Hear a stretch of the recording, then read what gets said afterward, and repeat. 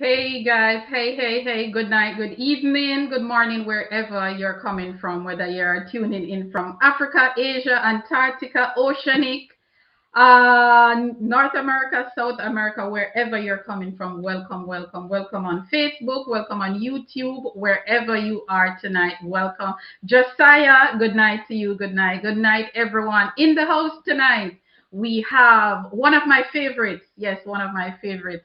Olympic champion, world champion, all the champions that you can think of. This lady tonight is going to tell us about her story and her journey, her challenges and stuff. And guys, I know that we're starting a little late, but don't worry, the story is going to be sweet. So don't go anywhere. Just stay right there, and we will be back in less than a minute. Stay right there. Jamaica's track and field legacy is unmatched. It is a story of triumph, resilience, and extraordinary talent. But do you know the stories behind the athletes who brought us glory? Hi, I'm HP, founder of HP Chat Track. My mission is simple: to celebrate the rich legacy of Jamaica track and field and shine a light on the incredible people who make it happen. Winning that race was a dream come true, but the journey wasn't easy. It's not just about medals, it's about inspiring the next generation. Jamaica track and field isn't just a sport, it's our pride, our culture, our heart. Every week I sit down with athletes, coaches and fans to bring you stories of dedication, passion and legacy. Plus, we've got exciting news and exclusive insights into the world of track and field. Make your Thursday night be at HP's place. Come hang out with us at HP Chat Track Studio, where track and field is our business. Jamaica. One people, one legacy.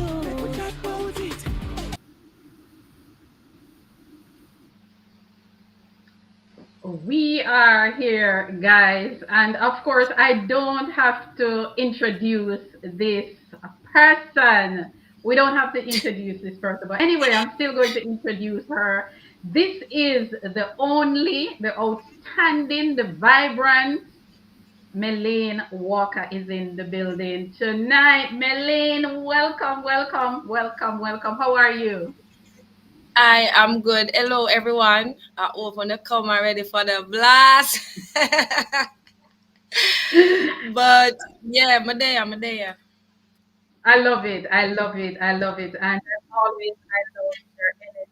You have an energy that is unmatched. Guys, welcome wherever you're tuning in from. Come on over to YouTube where I can see your comments. And of course, if you have any questions for Melaine, because she's going to tell us the things tonight. She's going to share a Oh, little bit about her with us because we've seen her on the track doing outstanding things. We've seen her mentoring athletes and stuff, which we're going to talk about. But tonight we're going to talk about her first. Of course, I want to say welcome to everyone that I'm seeing so far. Andrea Bliss, I'm seeing St. Jago is in the building very early. Andrea Bliss is there. Nia Page is also there. Welcome, guys. Welcome each and everyone. Melaine Walker, tell me a yes. little tell me a little bit about you. Where in Jamaica you are from? Where, apart what we're gonna talk tonight, where in Jamaica No, you come just kidding, from, man. Melaine? Just kidding, man. So what I don't know. Tell them the story first. I owe me ban. My mother did depend in a speeding car. I go down a town, and you know the look of back bridge down a town there, so. Where the car will go by it fast. You see as soon as my car land or the car touch ground, a million that jump out. Yes. Introduced to the world. Right over downtown, Humpback Bridge, the 1st of January. Yes, 1983. So that is how it started. Hold on. Sorry guys, it seems as if her internet is buffering a little bit, but you heard that part. I love how she started the story.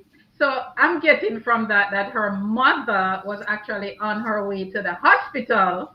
But of course, Melaine could not stay where she was until her mother get to the hospital. So, she jumped out at us. Melaine, I'm not seeing your camera. I think there's a problem with your camera. Can you get your camera sorted out? Because of course we need to see your pretty face on camera while you talk to us.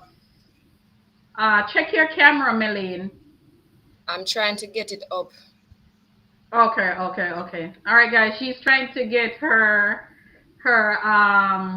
camera working because we need to see her face while she tell us her story. J Jar just entered the building. Good evening, good night to you. Of course, she is another St. Jago girl, Jamaica long jumper. Vonnie M just joined the party. 1972, 1976 Olympian is also in the building. So we have the people rolling in. Monica Lewis is saying good night, HP, and guess how is everyone doing? We are doing great. We are grateful to be here. So Melaine is having some technical difficulties and she's trying to get her camera sorted out so that we can see her because of course we need to see her pretty face and that smile and that bubbly personality that Yeah, my she camera has. messing up at this time. Her camera is not behaving at all. Her camera is But not can you behaving. hear me though? Yes, I can hear you, but I would love to see you also. I am We would trying to. love to. I don't know why it came off. Oh wow. Uh, I'm still working on yeah. it though. Okay, okay, okay. So while you're working on that, Melanie, maybe somebody can help you to sort that out. But you can continue to tell us the story. So, Melaine, your mother was actually heading to the hospital when you were born in a car. Right. I was born in the car. So, at the end of the day, obviously I was born and raised in Maxfield Avenue. Yeah. Maxfield. Yeah, bad people place, yeah. Yeah, yeah. Melaine a gangster. Oh, I'm just kidding. Anyhow, how growing up in the garrison is. You can't be in a little Hmm. punk or in a little walk over or push over. So I had Yeah. to learn how to grow rough. Hmm. And obviously, I don't know if my sign have anything to do with it. I'm a Capricorn, so for some reason I love winning and I want to be the boss at everything at times. Didn't know that until way down, but you know, me not really take no for an answer. All that little Hmm. stubbornness there and all of these things.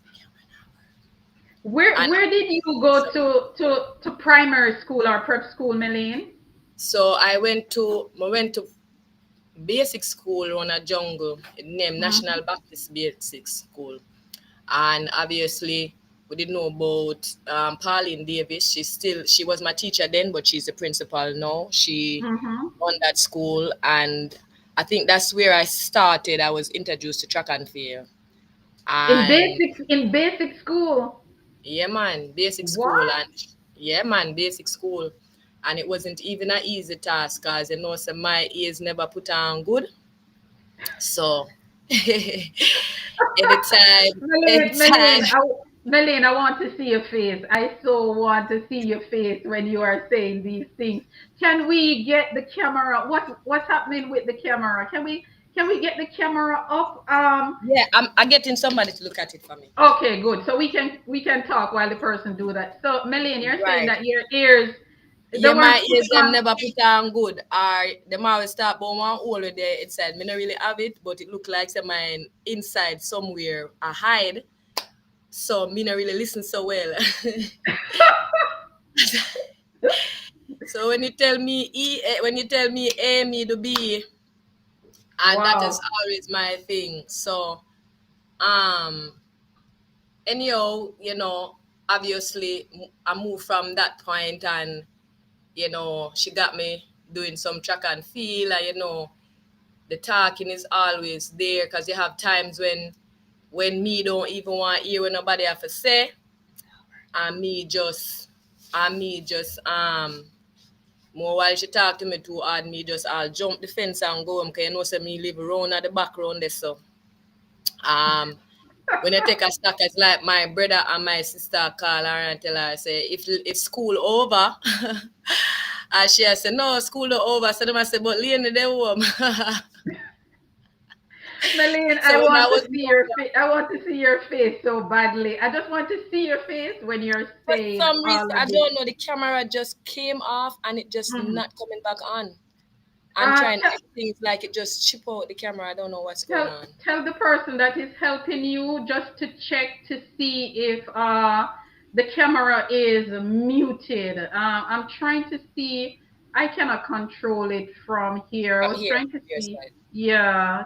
Yeah. So tell the person just to check to see if the Who's camera here? is muted or hidden.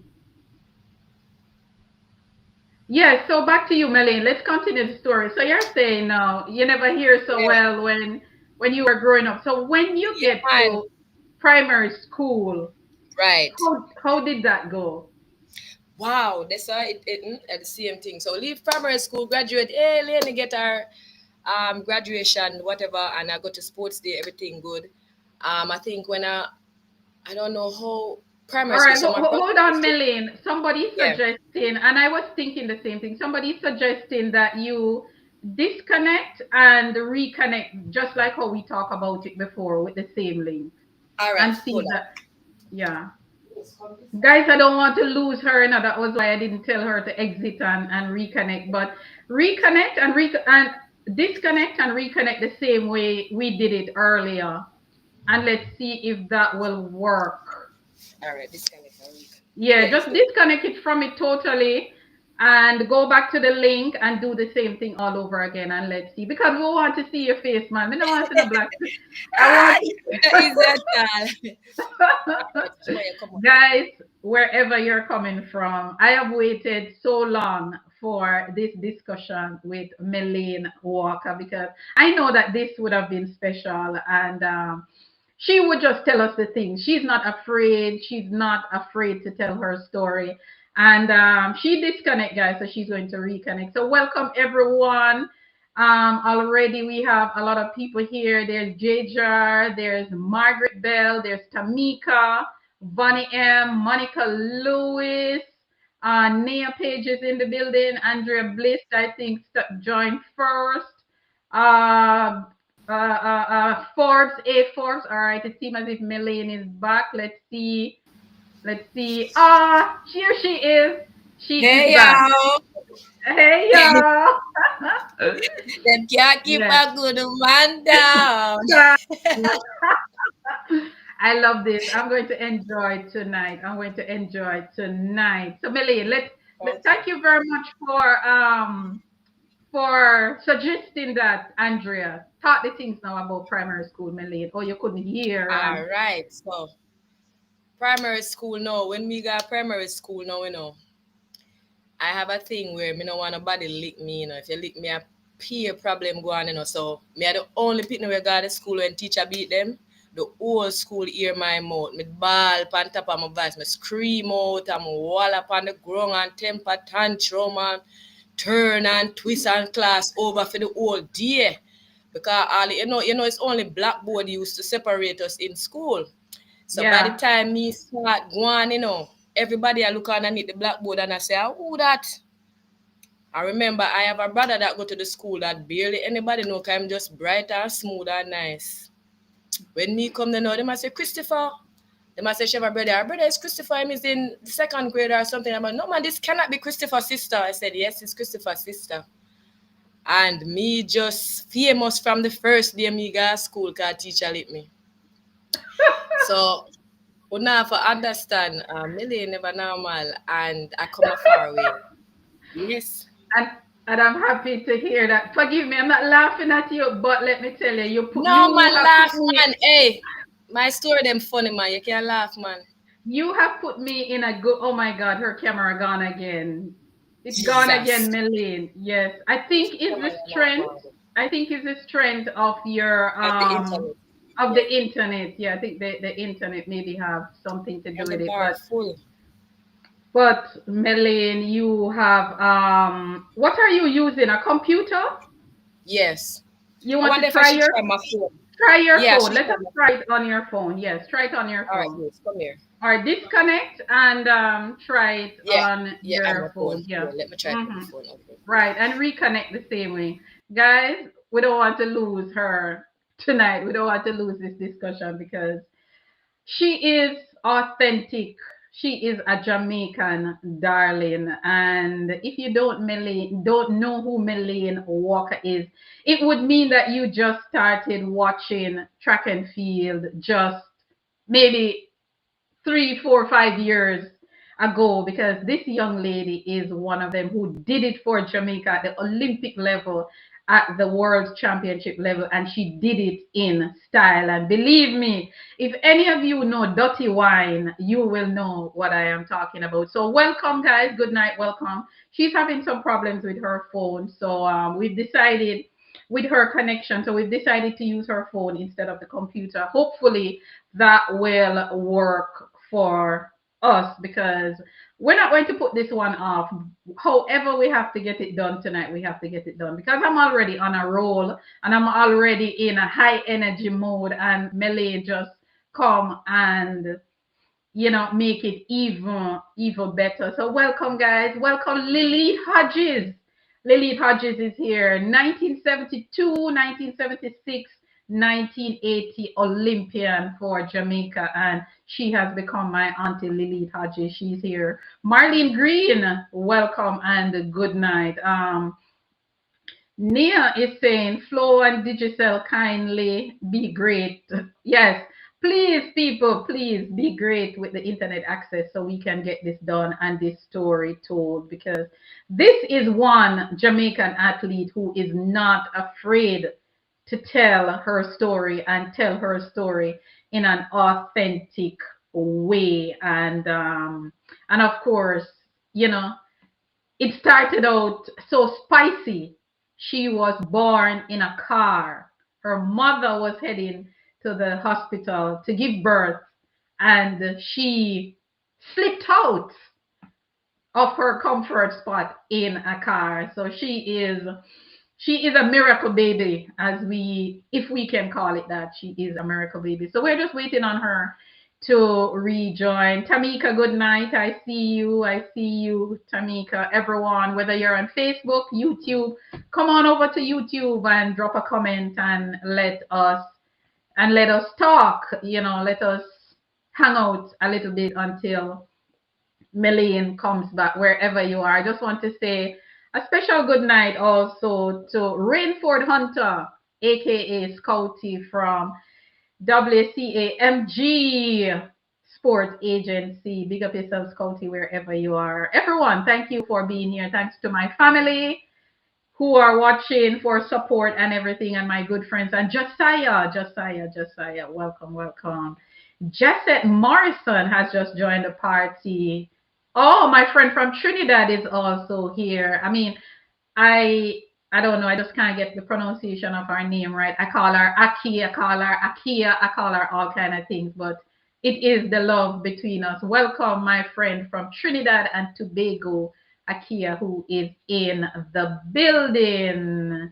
And she's saying, hello, my dear HP, loving Melaine. Of course, we're all loving her. And we're just waiting on her to reconnect. I think that her internet is not working with us, but we are going to get it done, guys. So, all right, she is back. Let's see what's going on here. She is back with us. Let us see what's happening. Hey, hey, hey. All right. Yes, we are back. Yes. All right, she's back. So, Melaine, we were chatting you while you were here just to stay entertained. Yeah, bring it a Yeah. little bit. Yes, you're good. So, Yeah. Melaine, let us go back now. So, you're saying in primary school, the whole school met you on the first day of school. Tell me a little bit Yeah. about that journey and Yeah. getting into track and field before you move on to one of the most prestigious high schools in Mhm. Jamaica, St. Jago. Right. So obviously, as I said, teacher licked me, and me not really do them things there, so me just be. But whole school know me since that. Our teacher them a come down and say, "Who is this? Christopher Walker sister." And Christopher Walker have good name at school, you know. So everybody said, "No man, this can't be Christopher Walker sister." I say, "Yes, a Christopher Walker sister." But anyhow, as I go along, the sports day coming up and all of these things, and it's time for running.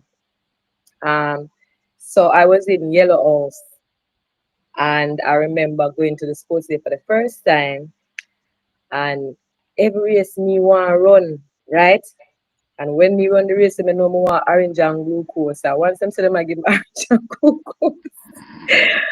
Once them say them I give me orange and glucose, I'm out there because if I don't get up, I don't want to run. Anyhow, just call it that all the races that I run, I end up winning. And then I become champion girl from class four champion girl. And since then, it has never, I never go back.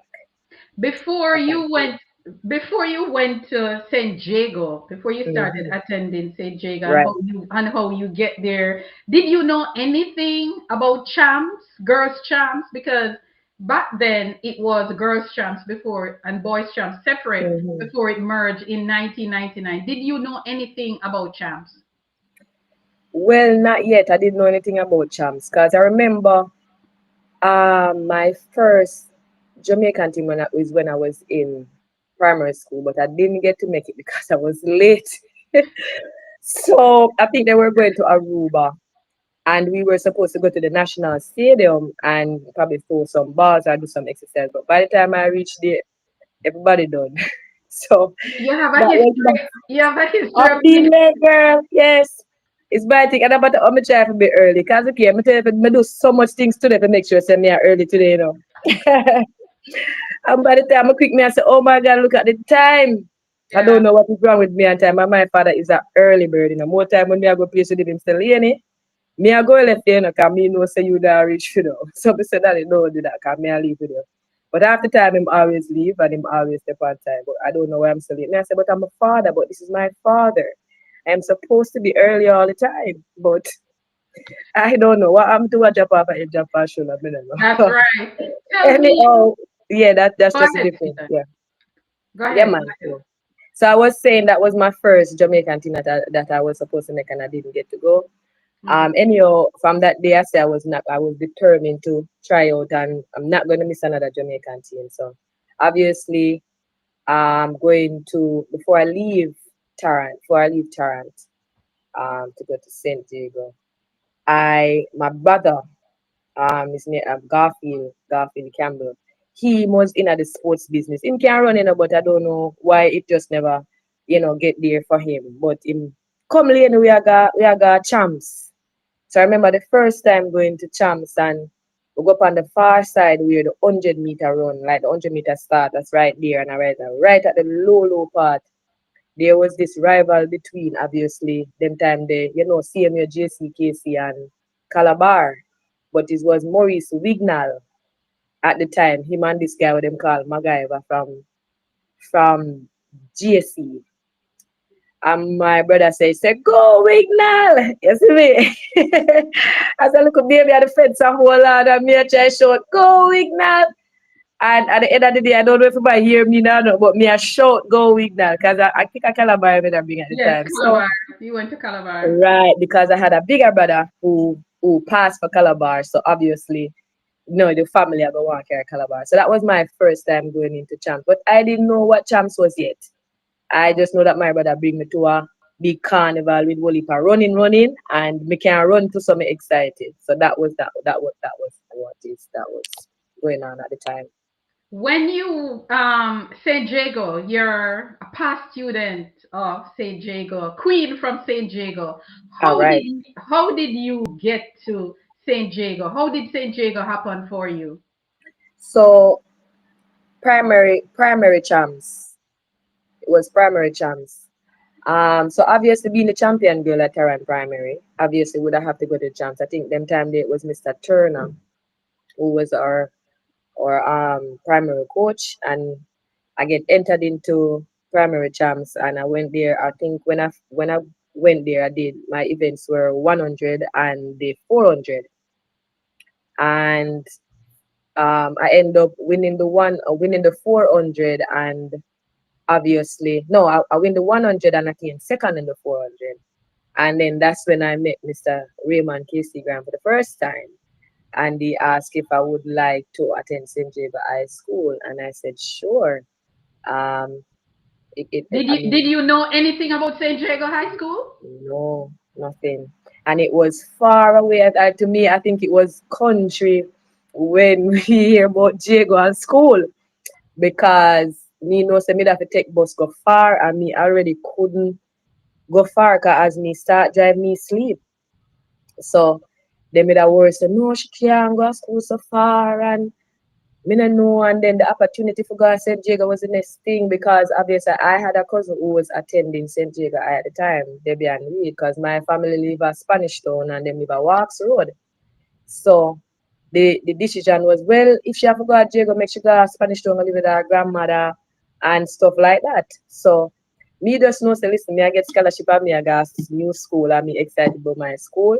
And then you say me have cousin where I go to school and everything there. So it was just exciting for me, and that was all. That is all to me. I didn't care. I just know that I was going to nice school. For them tell me say a nice school, may I go. So St. Jago was the only school that was after you at that time? well, it was only Mr. Graham who came. So it's like I never had any other options. That was the one, and that was the one I was heading to. Any So regrets? maybe that was a blessing inside. No regrets at all. No Awesome. regrets at all. Awesome. Boy, every Awesome. time when I have to walk through that school gate, I tell you, say tears come to my eyes. It's a few things can make me cry, you know. So you must know that if I cry, it means a lot. Yeah. Wow. St. Jago, as one Mhm. person said in in the comment section, one Monk Street. One Monk Street, I tell you, boy. Not Punk Street. Monk Street. And I'm be a karate people down there, but yeah. I'm not the monk them go already. Let Yeah, me but ask it's closer with it. Yeah, man. Let me ask you something. Mhm. You said that when you went to primary school in no time, when you went to basic school in no time, everybody know you. Primary school, the same thing. When you started St. Jago, how long did it?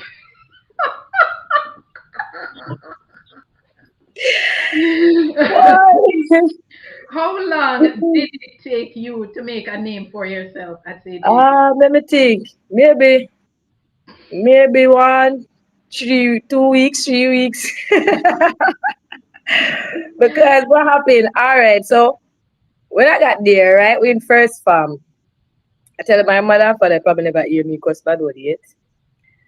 But when me got school, my mouth never stay good. I mean, know all of the things them if you talk say for upset people. Anyhow, I was in the class and because my aggression was up on another level, nobody not really want in and out with me. Probably that are always the first impression. I mean, keep quiet, you know, me not trouble people because if you trouble me just know say you first. And once I you first, it's all over. Me not have no control. I'm just like a Tasmanian devil, but just a turn. And that's just me. So I remember going in where I'm into first farm. I mean, everything was good and nice and stuff like that. And you have this other daredevil in my class, so them called the Joma. Him short and them say him mad, but him never knows me madder than him.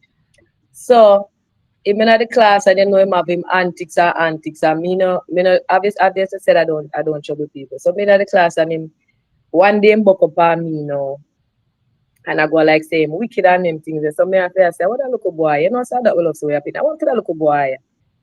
Go say 2 times I rumble and me kick him down and we are roasting at the class and him can't manage me now, no so him run go to the door for one big stone.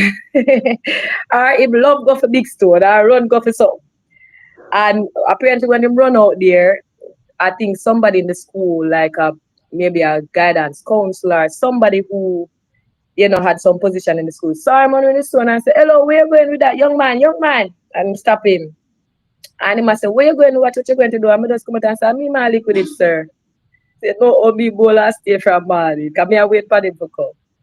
And then I don't know what happened. Obviously, the complaint was made, and because the complaint was made, now we had to go to the office, and that was the first time I made Keith Noel, my principal, and he make me know say I feel school, so me better understand myself. And me I say, no sir, you not see me back here, sir. This guy should be me, sir. It's not me. And me play innocent all the time. But I think that was It never take me long to meet the principal. So as I said before, that was my encounter when I first found a Jago. That was it. Man, Melaine, you are a character. You are a personality that is. I don't know if you know this, but you are loved by Jamaicans. I don't know if you know Melaine, but you are well loved. And let me tell you, you have represented us in style, and you have done it with grace and all the niceties. But let us talk about champs a little bit. At what class or what age did you make your first champs team? All right, so I went to St. Jago 1996. Um that was the year that St. Jago won champs. But we had some bad class four coming that year. You had myself, me never did it good when them recruit me. Me that was one of the makeup persons. You have Lataya Rowe from Spanish Town Primary. You have Marsheen Davis. You have Alana. You have Katie Smith. You had Colleen Richards. You have I don't think I remember all of the names. Um, you have some little young, the younger ones who do them little, I can't remember them names. I just know you have Tate. You have a couple of way. I don't know even know if Tate was in my year, but we had a bad class 14. Yep. I think that year that we broke the record, the 4x1, and me probably never even run no 100 or no 200, me a long jumper, high jumper, and 100 hurdler from class 4, but I'm me get champion girl that year they still. Wow. All of my events then me win with flying colors because listen, I was determined to do well. And just being determined to do well, me turn big sprinter at the end of the day. Go there expecting to compete or whatever it is. But I remember a girl when them used to call Birdie, we do the high jump. I remember when we first made a run to the hills. I probably run to the hill before, but you skylark sometimes when you look at it, and say, me I walk here, man, because I'm tired. There was this one time that I was coming from the hill and Birdie and I was walking and she said, come on, let's go. And I started to run with her and she said, don't stop, make sure you don't stop. And me say I run and I run and I run and when I'm tired and I tell her say I was 100% hot sweating, but my body was cold, and I don't know what reaction was that. I don't understand what kind of chemistry that go on. I never stopped and I kept going and even though I was showing a cold bomb full my body and I was sweating like crazy. And since that day I have never felt things just have never been the same because I was determined to run to school and do not stop. And from that day everything just changed in my whole training technique, in my whole running. I started doing better, started improving. Um, cause based on when I went to that school, I never even met that team there. That team there with the class 4 team there with them recruit that year. I didn't think I was supposed to make it, but at the end of the day, just being determined and knowing that listen, me come here to do something that I always my aim. Me have to do something. Me now, even when me young as a child, me I say, but mother and father have 6 with me and me a last one. How when me I go do? you know, what how can I contribute? As the youngest one. At the end of the day, me I say, boy, look like me have to go grow up and depend on my brother and my sister them for help me. And then me I say, no, post them don't want to help me you know, I'm going to have to help myself. And I don't know why I even think like that as a child. I think part of my being successful is because I'm gonna do some critical thinking at a very early age. And when I tell people that I do that, they can be like, "Why were you thinking that way?" Because kids are just kids, and they don't care about things until they get to a certain age. When True. it seems as if it's like their back is against the wall. But I'm always thinking, how can I do this? Where can I do this? And I think that is some of the reasons why I actually come successful because I'm always trying to figure out a way. Maybe it's because I know I'm poor, but I didn't feel poor, but at the same time I want to contribute. I just don't want to be loafed in. And I wanted to make things better for my family and I just didn't want to just live and just don't have no use. So part of thinking all of these kind of thinking. Me I say, yeah man, me have to do something man, when my God Jago know me. I say, but all of them girl are bad enough, but all of them no better than me. Even in my class, when my God Jago be a bright thing there, Jago, me go Jago. And me I say, Jesus Christ, me now come last in another class, you know. Me now come last. So me start to watch everything what everybody I do. Me see some girl, them have some flash card, like some paper in them hand, and I saw them a change and a change. And I read and me I say, well, I never do that yet. So me now just start borrow people book and me can write notes fast because me can barely write fast. The teacher put notes from board, them pick them go so whoosh. And them done. And me I say, Jesus Christ, don't rub it off, don't rub it off, me not done. And me I hurry up and me I write as fast as me can. Sometimes I don't recognize what am I writing. But at the end of the day, if I don't get the notes, I borrow people book and me got me and me write it off. And then me start get the notes them. Sometimes me have people book all long and they want to take the notes. And me I say, sorry. And me give them back them book and me say, but at the end of the day, that was how I made it through St. Diego. And me never come last. I'm a work hard, I'm a get good grades. And everything me do, me kind of push myself. When it come out to track and field, I push myself. When it come out to classroom, I push myself. And I understand the difference. Every time I go somewhere, I say, boy, the opportunity when I get, me can't lose it. Me can't do what I'm supposed to do with the opportunity when I get in a life. Me can't make it slide. Me can't follow nobody. Me can't do this. And one thing, me not follow people. I me lead. So, you know, not to say that me not get in a trouble because I follow some of the times, but You most were of the on a time, on top mission. of that, yes. You were on a So, mission. yeah. So, me borrow people book and me write the notes them and sometimes I see them with them little paper them write off and them get little color pen and them highlights it. Yeah. So me never do them things there. So me learn for highlight paper, I make flashcards and me try and study.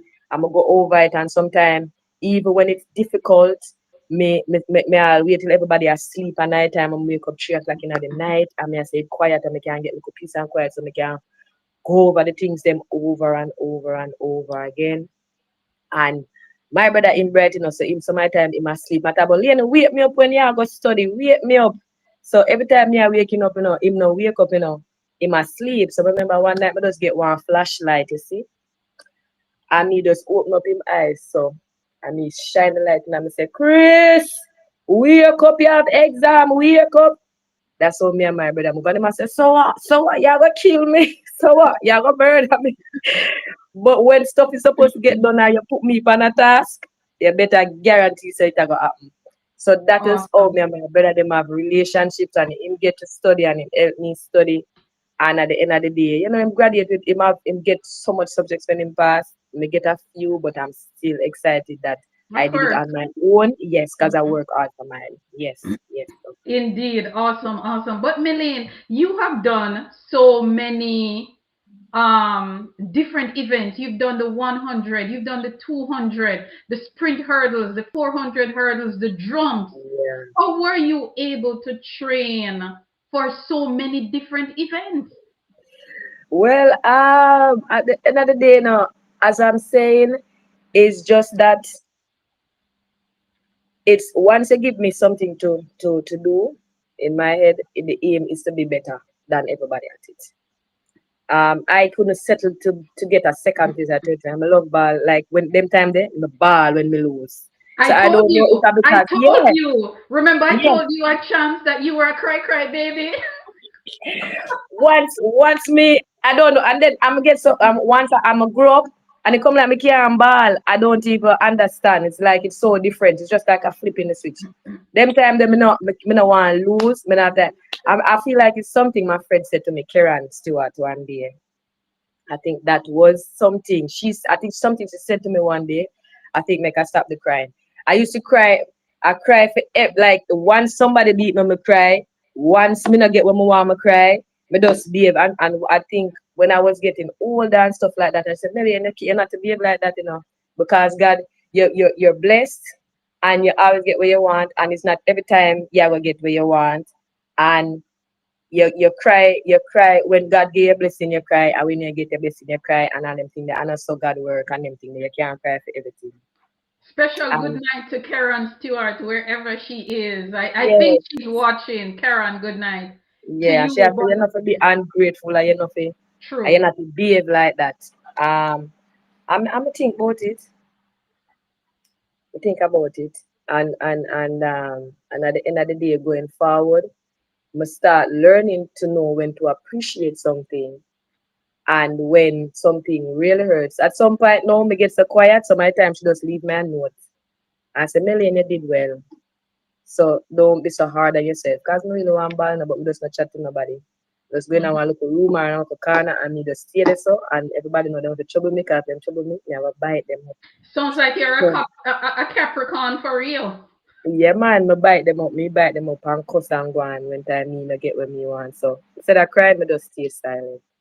Let us talk. There's a very famous race with you at Girls Hmm. Champs. There's a Yes. race between you and Veronica Campbell in Mm-hmm. class two. The class Mm-hmm. two girls 200-meter. You came Right. back to school with a broken hand. I don't know how you break your hand. You have to go tell me how you break your hand. But I jump. you, Mm-hmm. you and Veronica was in that 200-meter. Veronica, wherever she is, Mm-hmm. good night, Veronica Campbell Brown, formerly of Veer Technical, you said Jago. You won that race. You Mm-hmm. defeated Veronica Campbell Brown, Veronica Campbell at the time. Tell me a Mm-hmm. little bit about that race. What was going through your mind when you realized that Veronica was in that race with you? Well, at the end of the day, now me that the star night was in Veronica. Not to say not disrespecting Veronica. I was the 100 and the 200, the 100 hurdles champion, and obviously I run on the 4x1s. So Veronica was trying to beat me, and even though I had a broken shoulder because I did sports day. And that year I said, me nah do no sports day, me run go hide. But them know me can long jump, high jump. Everybody want pines for sports day. I say, no, said this year I'm not jumping. So me run go in one classroom, but go hide, Because, say if them ask me, it a go hard for me to say no. So me say, better them don't know when me there, and me a hide in the classroom. For some reason, me no know them just a walk all over the school and look for me. Them one of the girl them walk round there so quiet, nobody around there, looking at the class. And she said me head, Melaine, oh my god, they don't love me, I look for you. More than if more if you do I jump fit after your breakfast house meeting and that is red house. And me I say, so me know so me nah do no I jump this year. Because I tell myself so I'm not doing any I jump. Anyhow, I couldn't say no. Once you asked me, I couldn't say no because I feel like there's something about me that likes to help. It's just in my gene. Once you ask me to do something, sometimes it's very difficult for me to say no. So I said, okay, all right, me I go do it, but all right. So when I go out there, it was obviously all the high jumpers are out there, whatever. But we had one bag, I think, or maybe it was two bags, but they keep shifting it to the opposite side to where I am jumping. But they don't know that that is not the side they should shift it. They should shift it to the next side because when I jump, I'm not landing on the bag properly. So, and each time they move it the opposite direction, I keep getting further and further off the bag. So for some reason, the last time I tell them, say, listen, I'm not landing on the bag. I think you guys need to push the bag over some more. And it seems as if them kind of shift it over a little bit. Them shift it over a little bit, but I don't know what was happening. But it was myself and the high jumper, the favorite that was jumping. I think her name was Charlotte. And she cleared the height. I mean, decided to me, I go clear the height. So me just back up and way up the sun, me just back up, and go way back the sun. And me I say, me I go over the height today and me make a ratted run up, you see. And when me hit ground, me fly up and go over the bar and everything and I straight a ground me drop. And then Whew. when me drop and go and boof, somebody say, Ina, get up.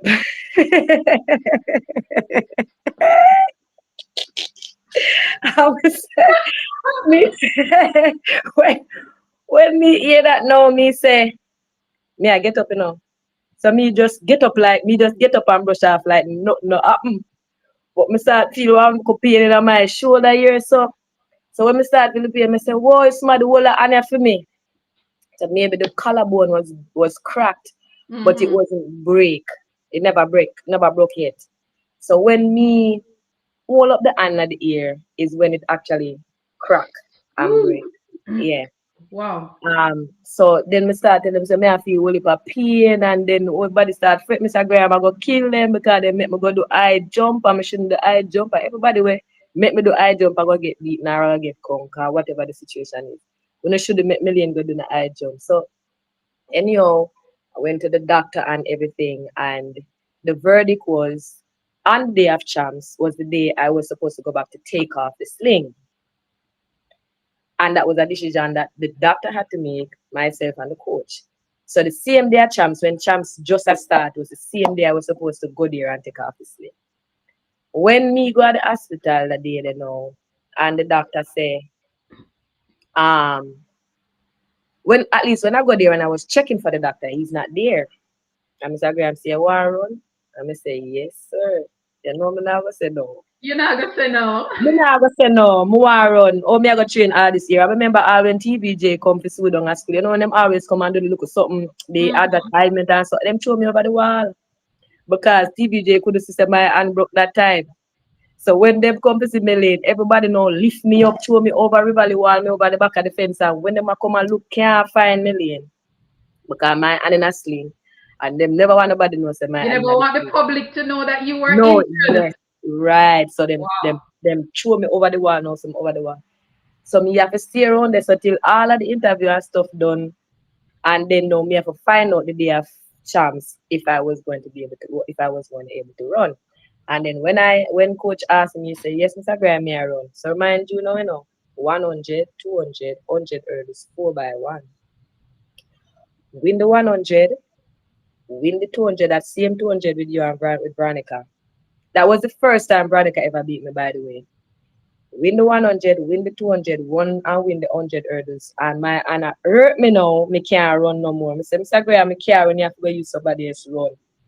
He must say, yeah, sure. Me say, yeah, Mr. Graham, me sure. My hand them a go drop off.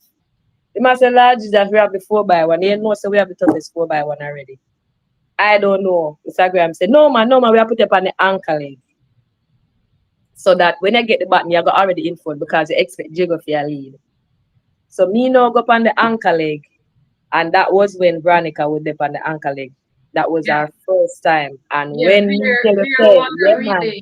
Yeah. yes. And when me go say no boom and take the button and I run off, my hand now go no more at all. I yeah, so me hold the hand and I saw me set.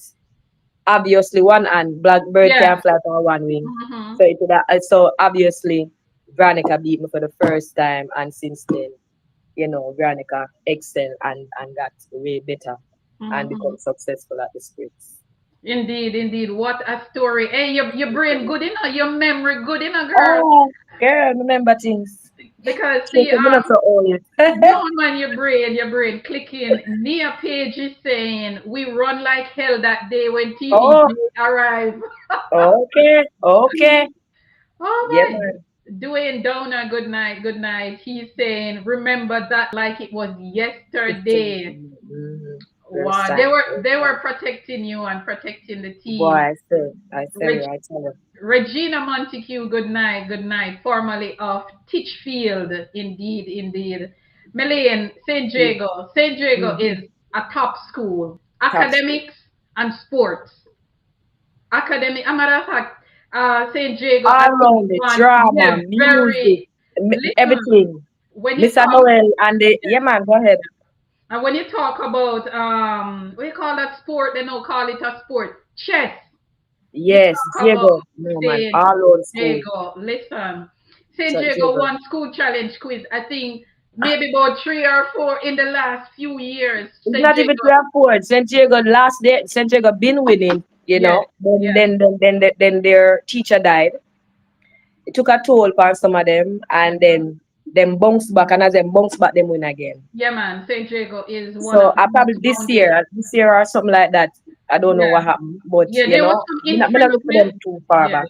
yeah. There was some infringement this year, and the St. Mm-hmm. Jago pulled out, but Yeah. they have been doing well. Marlene Green is saying, Melaine, you are a super champion. And Thank you. I totally agree with her. But St. Jago, I did some research recently, Melaine, and I released the data, the week of champs. And Mm-hmm. St. Jago is the number 2 school with the most female Olympians and the overall school with the most Olympians, of Mm-hmm. course, second to their technical. Technical, right. You have contributed a lot to St. Jago. Tell me about one of your proudest moments competing for the school. Oh my goodness, there's so many. Ah, remember when I went to pen release, obviously pen release would have been the biggest because everybody excited about going to pen release. And I went there to run an individual event, the 4 hurdles. And me never know say me I go win darling because I find me there with enough people. And say me, I don't know why I'm so excited to run with foreign people, I just want to beat them. Me there at Jamaica, and me not me run with them, I'm alright, but it come like once I tell me say play and I go run with different people from different countries, that's different kind of person show up. Yeah. And that to me is like I never really get nervous. I get excited, I get anxious, but just want to race. And at the end of the day, the pen release, when I went to the pen release, I remember the first time even representing Faye. Remember the 4x1 team that were the broke champs, the 4x1 team on when I was class four, I would break the boys and girls champs record, the class four girls. And me feel extremely well. Not even winning my own event them as much as our the long jump when myself and Sherifa lied.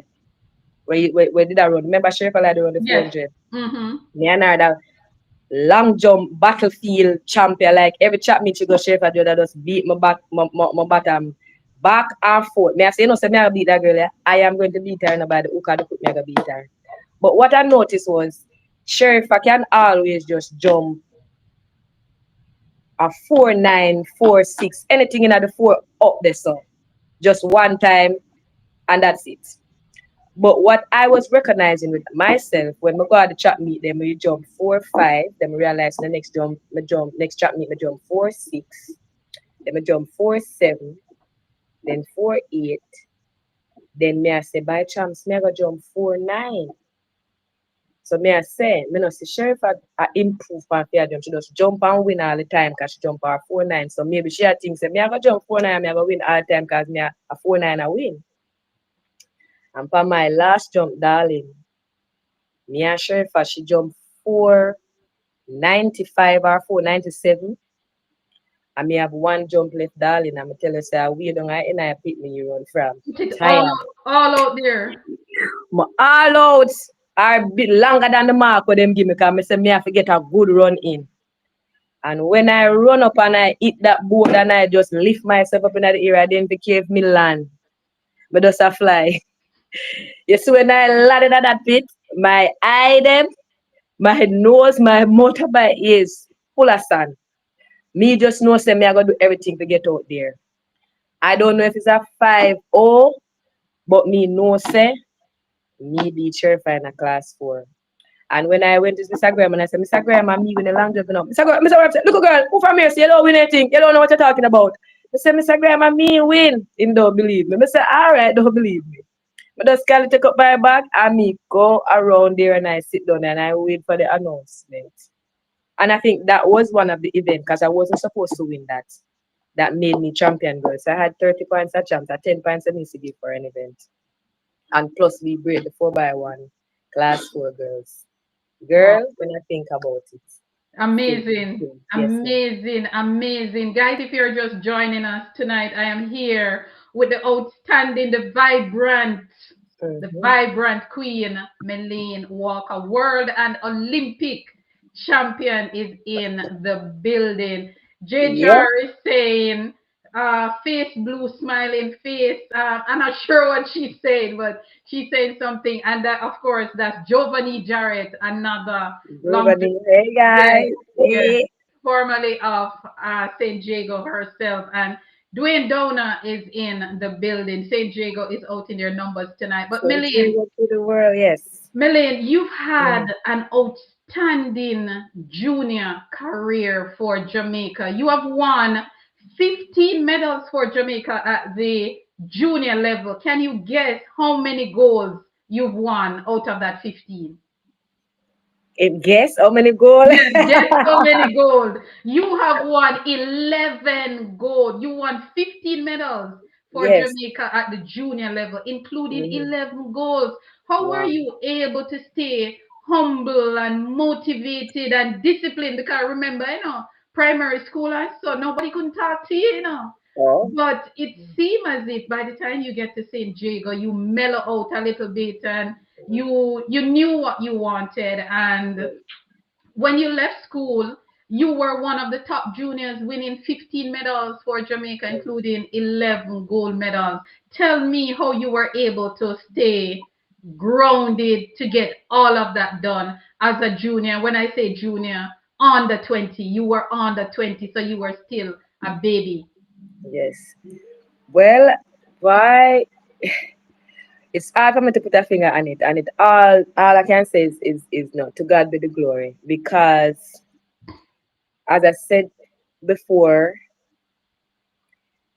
I was always a humble child. Usually, me never so outspoken. Boy, one time if you ask me something, me just look for you and shake my head and go so. Me never so I think it was after the Olympic I realized, listen, Melaine, you have to start talking, because the people that are gonna ask you a question and you have to have something to say, and you can't look like no dumb. And sometimes when some people had interviewed me, I try to tell them if I say, I say, when you had the interview, you not say no. So me have to say, no, ma'am, I have to get it together. Yes. It's mostly because I was shy, and sometimes even though I wasn't as confident, I still have this strong personality and strong belief that I can do anything I want to do. From a long time, nobody just can't tell me nothing. If you tell me not touch the stove, me I go touch the stove. That was just my thing. So might as well nobody tell me. Right? So I think that because of that, um, I always just push myself for do well. And for some reason I always have a mellow personality. It's only when people ramp with me get mad. Like I usually like to help, I like to motivate people. Anytime I can ask my friends them. I'm telling you, and you know, say part of my success too is my friends. Me I tell you, say them help spoil me. Who trouble Melaine? Who do this? Who do that? And yeah, especially I have one named Kenya. Yes. Andra Bliss. All of them girls. Me can't do nothing wrong for nobody. And once you come across Melaine, a problem, right? So at the end of the day, I don't make mischief because I don't want the whole team to come gang you. And I always try to motivate people. And I know that I was talented track and field wise. So what I try to do is to motivate people around me to do well. I always tell them, say, listen, just do phone part and I guarantee me I gonna do my best. And them know, say, if I say do phone part and me I gonna do my best, them know me I gonna show up. And that was just always that strong part of me to say, yo, more want people to have success too. So I put myself out there so that they can also be a part of what I am, achieving. So me now ever going to race and no run the way I'm supposed to run. Worse, I know some have a team of people that depend on me. You understand? If it one point me I forget for win me, I go say, listen, no, when me I go to go, I go get the one point because listen, I want me and my whole team to celebrate. I like happiness, I love joy, I love to see when people are celebrate and have fun. And that has always been my thing. And I think that was what brought me. Them treat me good and me return, me run my foot off. Indeed, indeed. From Mhm. St. Jago to Essex Mhm. to the University of Texas. Big foreign. Big foreign. Yeah, man, look at man. Yeah. Melaine, you are coming from Jamaica University in a foreign country. I love to ask this question because I know that everybody's story is different. How was it for you leaving home in Jamaica and now attending university in a foreign country where, depending on where you are, it can get cold, mom in a dede, your brother in a dede. What was it like for you settling in a new environment? Girl, I them to tell you. Let them tell you online. Hey, fish out of water. Hey, fish out of water. I know, right? Everything me call. Me had ball it the you see the December when time the December come. And me sit down at the window, me I say me could have there Jamaica bus clappers. I run up and down or I walk go half a tree. Or I do something on Christmas Day, but me not sit down on the window look out and rain a fall and out the cold. Yes. I barely live in I want. I do everything me can do for come home after the yard that the Christmas break. But then I got used to it. Listen, it's a good thing we have a team of girls because some of them were still there, like because it was like a trend for St. Jago girls to go to Essex County College. So while one set leave, another set is there to like, break you into what you're supposed to do. So that is a good thing. We always have a family there waiting. And them set the standards. Them leave the past papers, them leave the books, them leave the bags, them show you some of them are still there, them show you where to go to shop and obviously when you're going you have to learn for cook and do all these things. So all of it after the cook list. And every night everybody cook. And me I say, oh me I go cook. Listen, five brothers, sister, me are the last one, me are the sixth one, and me not do no. Sometimes my sister used to love to but all right, princess die, cause she we are the last one, and we know. Me ever tired gonna chat meet. So more one mother that say, Natalie, wash Lane clothes for me, cause me not there or whatever. All right, come Princess Di and Prince Charles, cause I may have to wash this and I may have to do this. You know, it's got big sister problem. So anyhow, always Princess Di, picture me ever sleep, me love sleep like wow. As a driver for sleep, and then me say me have job still. When Mr. Grandma got trap me asleep, them hey, some of the time I wake me up, I run the race, I come back, I go sleep, wake me up again, I run, go sleep. Where's if we go on a country meet like when them used to go to Yalas and States and all of these Montego I just Bay. sleep, my sleep, Montego Bay, I sleep my way all way. I sometimes sleep through the trap meet, cause as me done run, me go lay down. Sometimes I not eat no food until night. Come Melaine, come for your food, I get your food. No, I'm not get no food. And then I get my food, I'm eat my food, but it's always the support of everybody just being there. Yes, So when we're there Essex, all I would have to learn how to cook. I will make sure so we have our back and nobody not get in between us as a group of people. Because sometimes you go place and people get mixed up and people get now people argument and people start carrying news and you find new friend and everything. And we always try to keep this bond and say, listen, we are here, we come from the same place, we don't have nobody out there, we have to be there for ourselves. I would try to keep that. I would try not to break it and I would try to make it be a trend. I mean, our college coach passed, the one from Essex County, God rest his soul. But at the end of the day, him also help us along the way to when we go to school, you make sure you're your student athlete, you do your school. Hey, that man then a ramping, you see. When a time for God chat meet and call out grades and them thing, they say, nah, good embarrassment. My man just carry all of the paper, them and the book, them and them something there. And him have film time when him want and him embarrass man. You look on, hey, I know we alone in there now. And not just Jamaicans, we have all of the other the country. American, them and the other country, them from Bahamas or wherever they want come from Trinidad and all of us sitting in one room. And the man start calling the grades and say, hey, what you doing in class? And when him ready for this way and talk the things them, girl, you want thump him in them face from far. But at the end of the day, you just know, say, listen, he mean you well, and Yes. because of what he's doing, is why most of us go through school because we don't want to feel like we don't want nobody to call out no grade when no sound good. No So low grade. everybody, hello, nobody with no 20 and no 30. Hello, listen, nobody with that. You want to go in there with your 80s and your 90s. You get what I say? So Indeed. we make sure we study together and do everything together so that when it a call out, even though the path we case, we are pass and we are do Indeed. good. And some of the time we are say to ourselves, so, oh, them people get them opportunity and them come and just waste them time. You mad? Yes, yes, So yes. so so that are one of the reasons why we do so well going to school and all of them to some of this. So that was it. We stick together and they show you support and remember I come like say I'm a little one and I'm a little one. Come go like me a baby all the time, spoil, come I can run fast part of it too. So it was just the idea that you're too much is given, much is expected.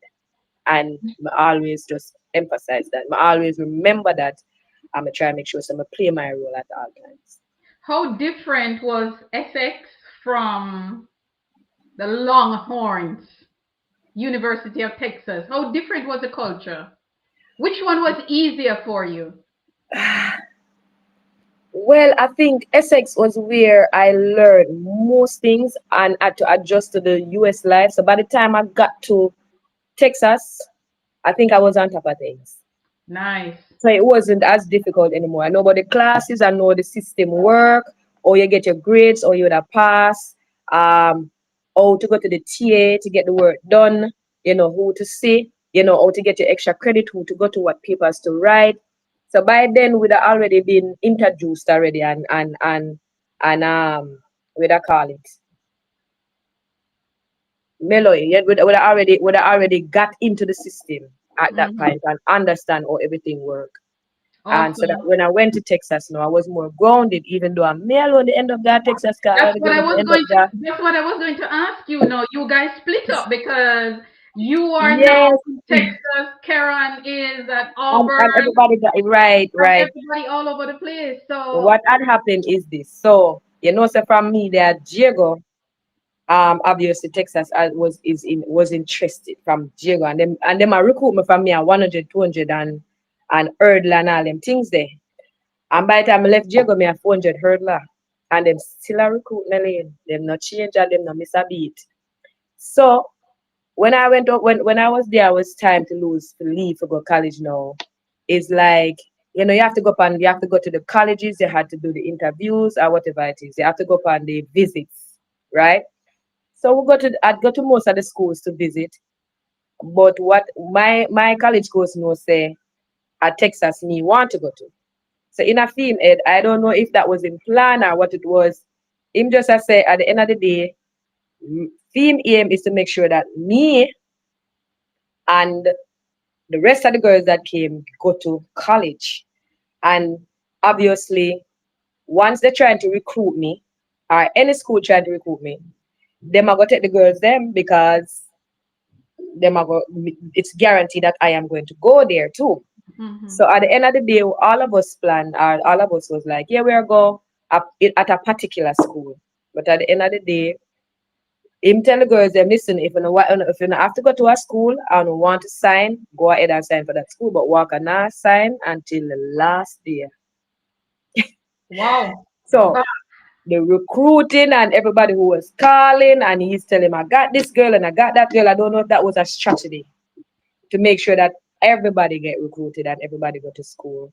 Awesome. I guess as they said together, most of us wanted to stay together. So most of the girls went to Auburn.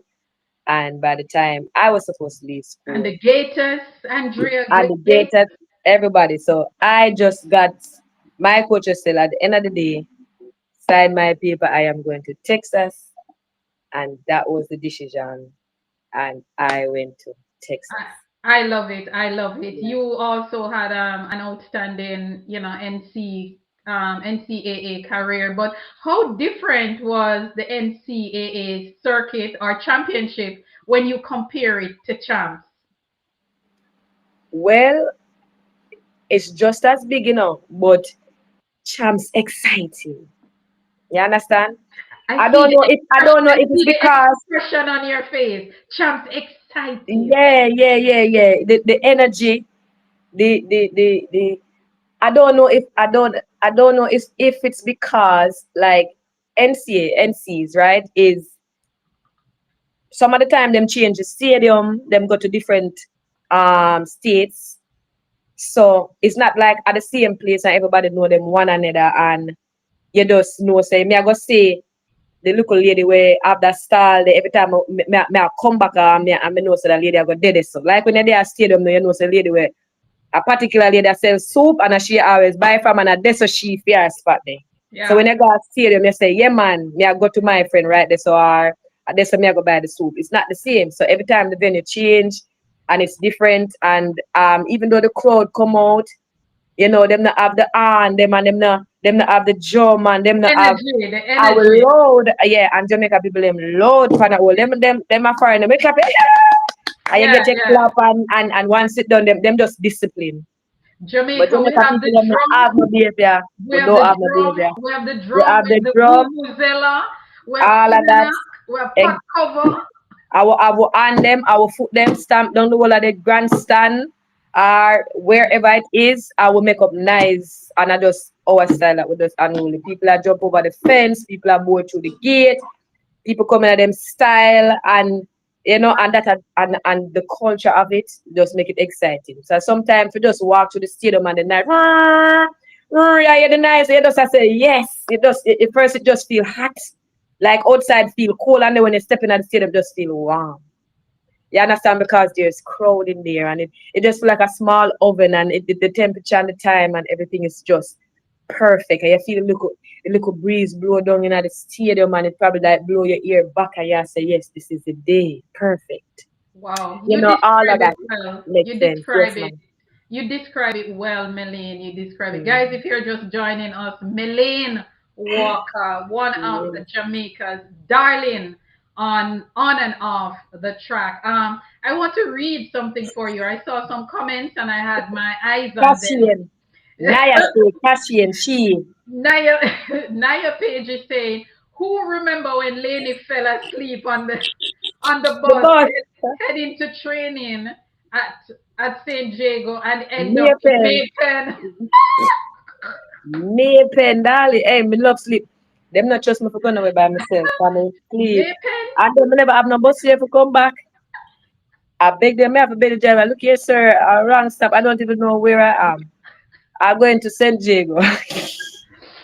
Maypen. So, Listen. so you Mm-hmm. were coming from Kingston Right. to training at St. Jago and you're there all the Mm-hmm. way at Maypen. All Man, the way on Maypen. I don't you even know are how I get there. you are a character. Like a telephone. Mm-hmm. Somebody asked a question. Marlon Walker, welcome. He said, Miss Melaine, you ever beat Dion Hemmings in the 400-meter hurdles? But I know the answer to that question, but I don't want you to answer it yet. Mm-hmm. We are going to come back to you competing against Dion, one of your idol, if I can call it that. But we're going to come back to that.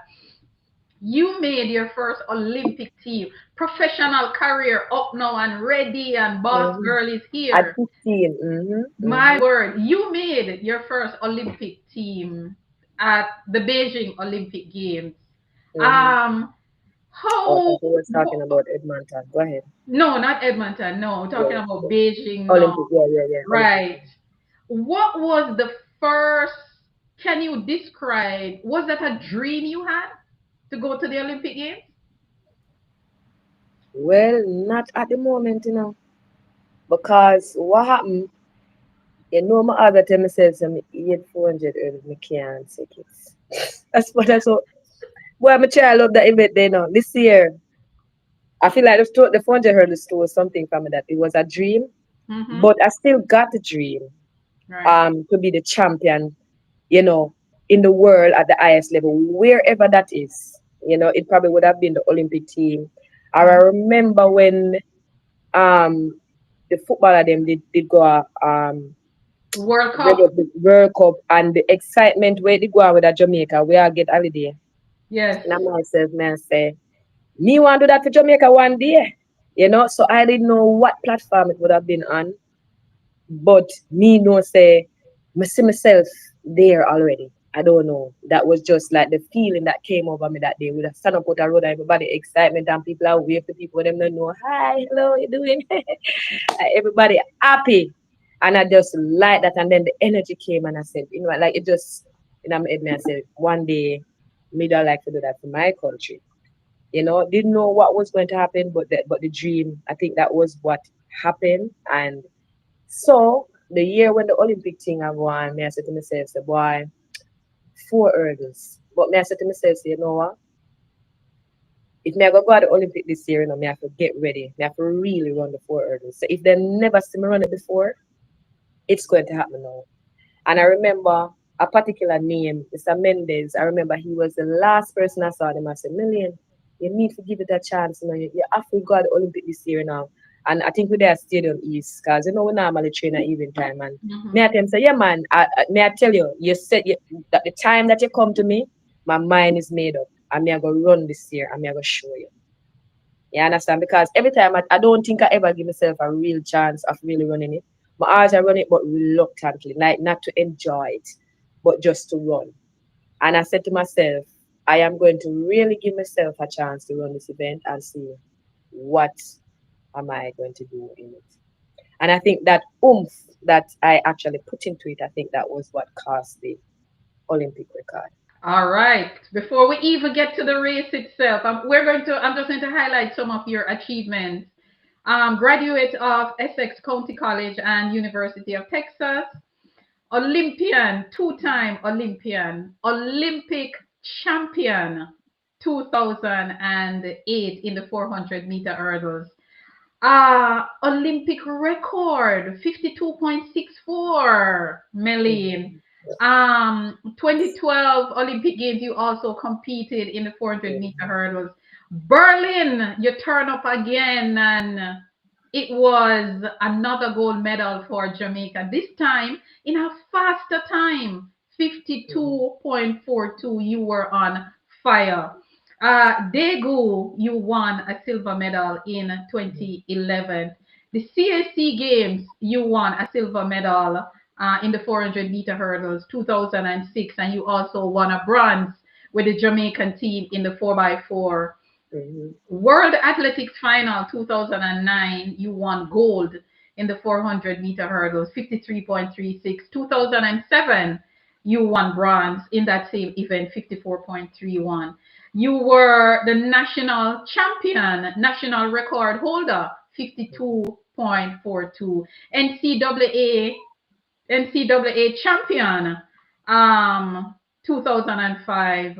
World Youth and Junior 1998. You won silver medal, three silver medal in the 200, the 400, and the 4x1.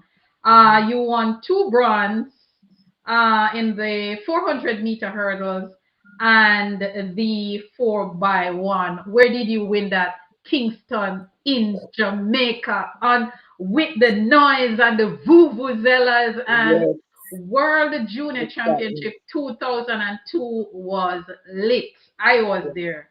It yes. was it was lit. Character under 20, 2001, 2002. You won three gold medals, one silver medal, and one bronze medal in the 400-meter hurdles, the 4x100-meter relay, the 100-meter hurdles, and the 200 meters. Carista under 17, 1998 to 1999, three gold medals, one silver medal, one bronze medal in the 200 meters, the 100-meter hurdles, the 100 meter, the one, and you also won another bronze in the 100-meter hurdles. Melaine, you have personal best in the 60 meters, in the 100-meter hurdles, the 400-meter hurdles, the 60-meter hurdles, the 200 meters, the Yeah. 400-meter. Melaine, I can't remember all that. Oh God, that's Melaine, a refreshing. Melaine, I Melaine, didn't even know all that. Melaine, outstanding. That is just outstanding. That is some brilliant, brilliant, brilliant stuff. From Thank a you. junior, Thank you. all the way up to the highest level. You Yes. remarkable, just remarkable. Just Mhm. recently, you were inducted in the Hall of Fame for Essex. Congratulations to you, and Yay, me. Thank you. also congratulations to Karen Stewart, who Yes. was also So inducted. inducted. And Novlin Williams Mills. And Novlin, congrats to Mhm. all three of you. But Melaine, your legacy no normal, you know. Why? Your legacy is exceptional. You've explored so many events. How did you, though, made the final decision that the 400-meter hurdles is what you want to pursue? What was the influence? Were you forced, or did you say, this is the event that I'm good at? It wasn't a decision, It just, I guess, forward is just itch arm on my back, and it became, I couldn't scrape it off or dig it off or take it off. It just chose me and no one else. So even if I didn't choose it, it says you are the one, and it doesn't matter what you do, Yeah. I are the one. So I I are the had to one. say, I just had to go with it. I couldn't do I everywhere I go, 400 hurdles. I'm just running outstanding times. And at the end of the days, I'm trying to figure out, you know, why is it happening? But listen, I guess I just put the effort in. To me, I don't want to lose, and as long as I don't want to lose, I am going to pursue. Do You what you know, have I to do. am going to do what I have to do to make sure that I am finishing first place. It doesn't matter whether I like it or not. Me, I go want to finish first place. Indeed, indeed. Let us go to Beijing Mhm. 2008, the bird's nest, Yes, the bird. Jamaica, Oh favorite my place. gosh. Yes. Jamaica favorite place, No Beijing man. China na will na man. yes will always be a part of our heart. 2008. Not a Mm-hmm. lot of people can boast an Olympic record, and you did Mm-hmm. it. You did it. You did it. What was going through your mind when you line up in that race, in that final, and you know that, okay, I am now in this final, it is do or die? Melaine, what was going through your mind before the starter said, go on your marks? Well, I mean, I probably was already, on the inside. We have to make the preparation from inside because sometimes, don't feel like the race start from right there, so in the block, so you're on the mark. It start from round at the warm up track because sometimes you can feel all right at the warm up track, and then when you go on then when you go there, you're there, you're there on your blocks or you're there on your marks or whatever. It's a total different thing I go on, and I've seen it so many times, and sometimes I just can't tell the difference. But it doesn't work like that for everybody. But I mean, once I was out there, like sometimes when you have a mindset, I remember, well, sometimes I go out by myself and I look across the waters. What's her name? That's Valerie, Amy Weiner. I think it's her song. For some reason, the upbeat of the song, that just lifted my spirit, and that was the song I was listening to, and the beat of it and everything. And for some reason, after listening to that, and I did my stride out, for some reason, I was like, oh, I'm gonna feel hungry. They provide fruits and all of these things, and I'm like, why do I want to eat at this time? And I've never eaten before running a race, but I felt hungry, and I walked over to the food tent, and I picked up a peach. And in my own little world, I just sat there and just crack on it, and chew on it till it was all over. But tell some eat it off to the seed. So And Melaine, then say, oh, me this hungry stuff. I you ate a eat piece before I run. Yeah, before you run? yeah, right before I Wow. run. I just like I said, coach, me I'm feel hungry. I said me I go pick up something from the tent, and I went and I get a peach. You know if a peach or a pear, but I the one with the little, the green one looking, and it have the little small top with a little. Yes, pear. They call it That pear is a here. pear. All right, that's a pear. And me just bite on that until nothing was left. And me I said, no, me not wait another one. I think one is enough. Do you think it was nerves? Do you think it was nerves? No, man, because I comfortably eat. I just felt hungry. And maybe that was ironic because, it was my first Olympic Games. And, I keep saying to myself, I am the best, I am the best, I am the best. And I never said anything less.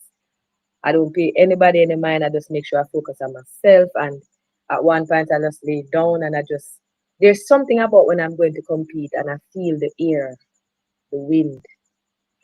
If it's a cool air, I know it's a good time. It's like there's a special wind that blows that kind of let me know today's the day.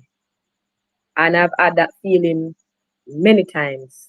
NCs when I won the 4x400 hurdles, boys and girls champs. There's a wind that blows, and it is so cool. And I always take a breath every time when I feel it, and I said, yes, this is it. It just blows and calming down. I'll be like, yes, this is the. Because you go to some chat meet and not you're not blowing the time at time you just be like, me not in it. But you have that Hmm. time, I don't know, it's just a reaction or a feeling that I get or something that happens in nature. There's just wind that blows when I'm ready to go. There's a little smooth. I remember I explained it to you already. And I'm Hmm. saying yes, perfect. Like I know when it's a perfect time to race. So I felt when I went inside, obviously as I tell you, outside is cool and you get that cool feeling, and it's just going inside. And when I'm going, once I'm already prepared to run, you're not going to get me doing a bag of things. Sometimes some people do a bag of stride out and then do a bag of over the top again and then do something. Me And just sit all down some and jumping up and all jump those over things. the hurdles and something. Me now move, my warm up, and I'm ready to run. It's time to go. The most that I will do is make sure that whenever I go there, I do my strides. If I have two or three strides over the first hurdle, that's what I do, and I walk back and I sit and wait until everybody's ready. Now do no bag of things because I know me ready already. Mm-hmm. So once I go out there, I would be like, yes, it's time to go. And I remember and I remember thinking about even now look how me I go mash up Jamaica now. Gee, You know, don't talk, don't. That is going to be my next question. Talk about the race first, and then because I yeah, want to know at what point yeah. that came into your mind. Tell us about the race. So they're doing the commentating and we will go out there and obviously we we have to go in our blocks and stuff. And this is something that we have to give props to Stephen Francis, even though I'm my best of friend. But he's one of the best coach, and you have to give him that. No matter True, how people behave, true. no matter what them problem, him have same ways. Him can't stand people who still like himself. Probably that's why me and him agree. But at the end of the day, he's an excellent coach, and him have him way and have mine. But you have to give it to him. He's one of the best coach out there. But I'm saying he would have already prepared us to know exactly what to do when you go there because sometimes when you're on the track, that is when your nerves tend to Mm-hmm. chip in. Mm-hmm. And all of a sudden, now your mind will tell you, say you can't run and you're going to drop. And you're going to embarrass yourself. And if you go too hard, you're going to get tired. All of these things. I have to tell you the things them that people think about why they decide to run slower or not to run as hard as they would, or the fear of failing just jumping at them skull and them start to take it easy or take caution. But with me, no, my head mad. Me just say anything where you want to say. But me, I go run hard and anything we want happen, happen. But I may get embarrassed and run hard and then lose. Better lose running with everything I have Yes, than lose knowing that I didn't give it my best shot. Would yes. I feel more disappointed that way? I mean, I say anybody I go follow me, them have a plan for dead today because me I go drop off my foot at the line and I'm gonna think everybody have that guts there. So if you want to follow, be my guest. So me just a daredevil, So once me run out, if you want to come, you come. So that is with me. And usually by the time you run out, not everybody going to follow because usually somebody have a race plan and them know so them have to stop run right there so and them have to start run right there so. But Stephen Francis would have already prepared us for the race. So when we go there, he already tell me about 15 minutes and we have to make sure say we already practice everything from long time. When we go there, what we are going to do. So we go there, we do exactly that. So the timing would have been exactly. So by the time you take your last stride, you are going to hear them say, runners, stand behind your blocks, please. That is how precise it was. So at the end of the day, went out there and once I get into my blocks, at least they announcing the names and everybody I do them look with movement and them look with style. And me I say, all right then at my time now. So by the time them get to me now, say I the dirty one did I go out with things them time there. Yes, man. And me I We're say going to talk listen to me. about that after the race. Exactly. So when them say Annie Mark, Mm-hmm. in my head now, me I say Mr. Me I say Daddy want to come? So I'm saying in my head, I'm saying, let me get this race over with. And I'm doing exactly what Stephen Francis says. Stephen Francis says, listen, go out. I'm already tell Kali Spencer says she must run because she had the donkey, she have the long breath, she have the longevity, endurance, so she can go slow down and then sprint. So she know have more like a distant runner pace or ability. Mm-hmm. So she have to go from the race start because the minute she slow down I hit that for she. So she was told, listen, run as the gun goes. And she knows this. So now for me, Mel, you have to get up there to the 200. And once you get to the 200, you have a few more hurdles you have to wait on. And you don't kick until you get to the 600. The girl is going to run past you. You make sure you keep your composure, don't do anything until that time. Hey, but I wonder if the man was a genius at the time because the race happened exactly how him say she run. She me say she chop me. By the time I come off for the fifth hurdle, me say she chop me and me I said, Jesus. I mean, I don't know if I try keep going per mile, look at pace, so me I go on and do pick up and down, do nothing at all because my thing is when you reach the six hurdles, that is when you kick. And me have to just hold it now, and just the behind and run and go and jog same way so till me get I couldn't wait till I reach the 6 early. Once I get over the 6 early was my time, baby. But just go so boom, kick, run to the finishing line. And at the end of the day, Melaine come out victorious. But obviously, as I go, 1, 2, 3, Melaine, go over the first three hurdles, bam, bam, Yeah. bam, bam, bam. Cool down. Don't stress out yourself. Don't do too much movement. About that tired out yourself, girl. Relax. And me just go so boom, come on for the third hurdles. Come on now, get over the third, get over the fourth, get over the fifth. Wait for the girl. God, girl, fly past me. Jesus Christ, hold the composer. Don't move. Wait, girl, wait. Wait until they get over the first hurdles. All right, here come now. 6 hurdles. Lord God, let me go. Open the gates. Open the gates. Millie just kicked to the finishing Beautiful. line, and that was it. Millie Awesome. America victorious. Girl, let me tell you something. Jamaica was on fire.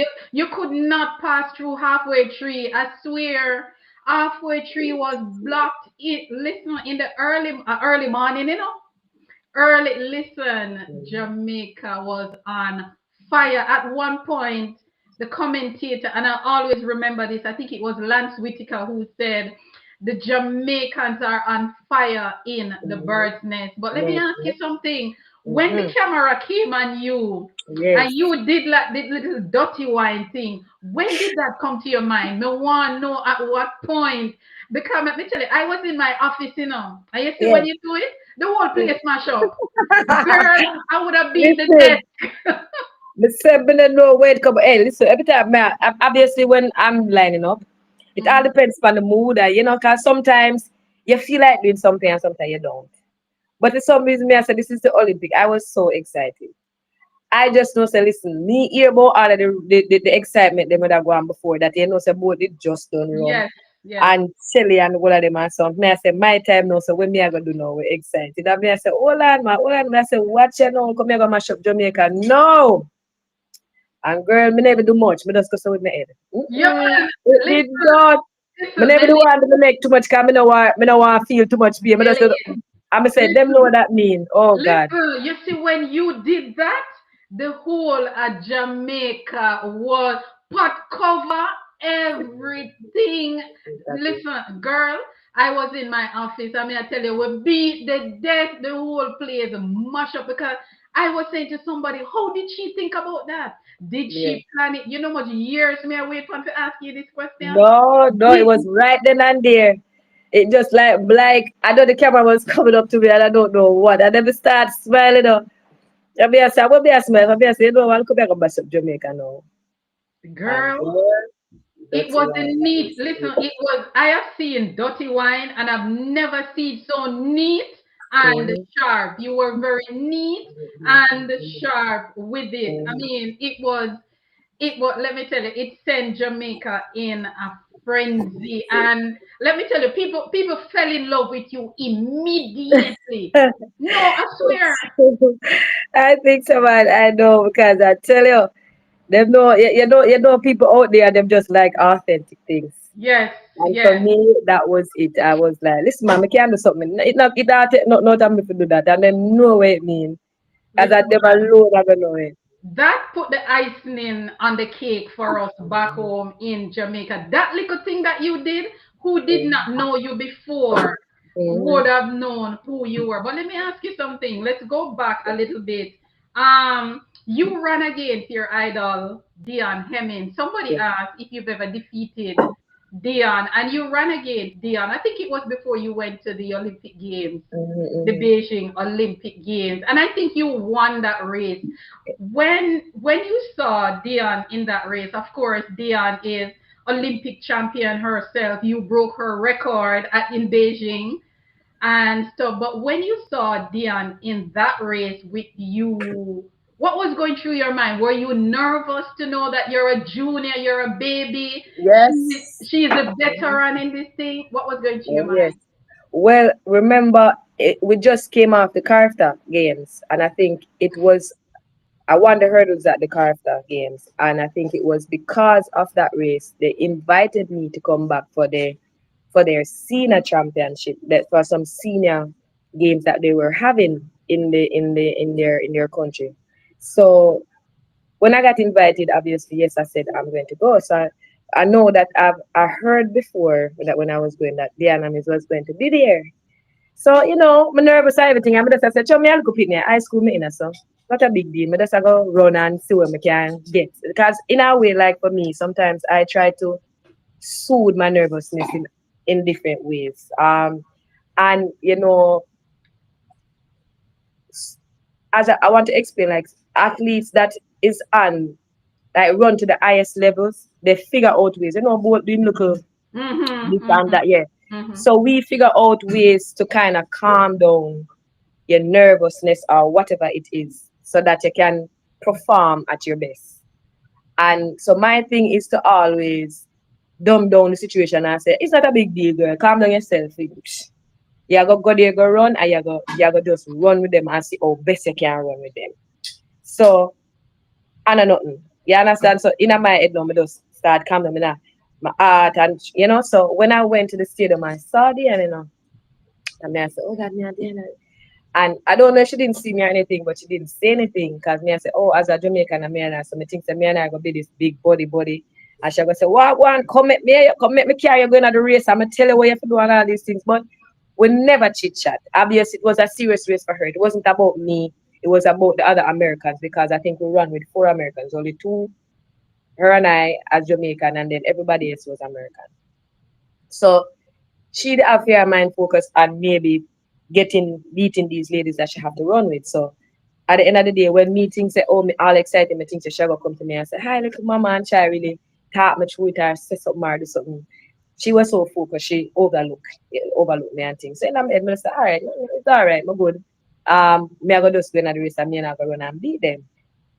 Anyhow, we went on the track. Obviously, you're nervous. So you go up on the track as a little girl or whatever. But me already bat out of hell when gun bust, Me used to, hey, bow, the gun bust, run. So as Gone. the gun bust, bat out of hell, me gone. 3 hurdles, me always know, say 3 hurdles, me attack. Once me attack them hurdles there, me they out in front now and me are easy. So I go so boom 4 hurdles, 5 hurdles, and I go so now boom. 5 hurdles, me hear foota come now. So me I say, right, teacher, ready for me? I know. So me I set now for say, all right, if she pass me I go chase her and me and her go come 1, 2 and finish in a style. Anyhow, when me go so now and I go 6 hurdle, um, me hear somebody fly past me. What me look me I say, but I'm not doing this. This is blue and red. So me I say, in my head, me I say, hold on, the wagwa, wish them. Me can't wait for her no more. Me can't wait for her no longer. So me I say, at the end of the day, it's a critical part of the race, and if I don't make my move here, so then me not gonna put my move ever again. So me I say, boy, me can't wait. So me I gonna just win for her then. So me I say, well, if she don't want win, me go win for her. So me just go so now boom and start kick and me have to chase down the American now. So me just kick and say me I go catch the American now. Go so 6 hurdles, 7 hurdles, 8 hurdles. By the time I top the back top of the curve, get to the 9th hurdles, me start lead. By them time them in a full stage, so them time them me start swing and go on with it. So me go so now, me I say, boy, if they are not pass, and I don't know, because me done the pan top farm.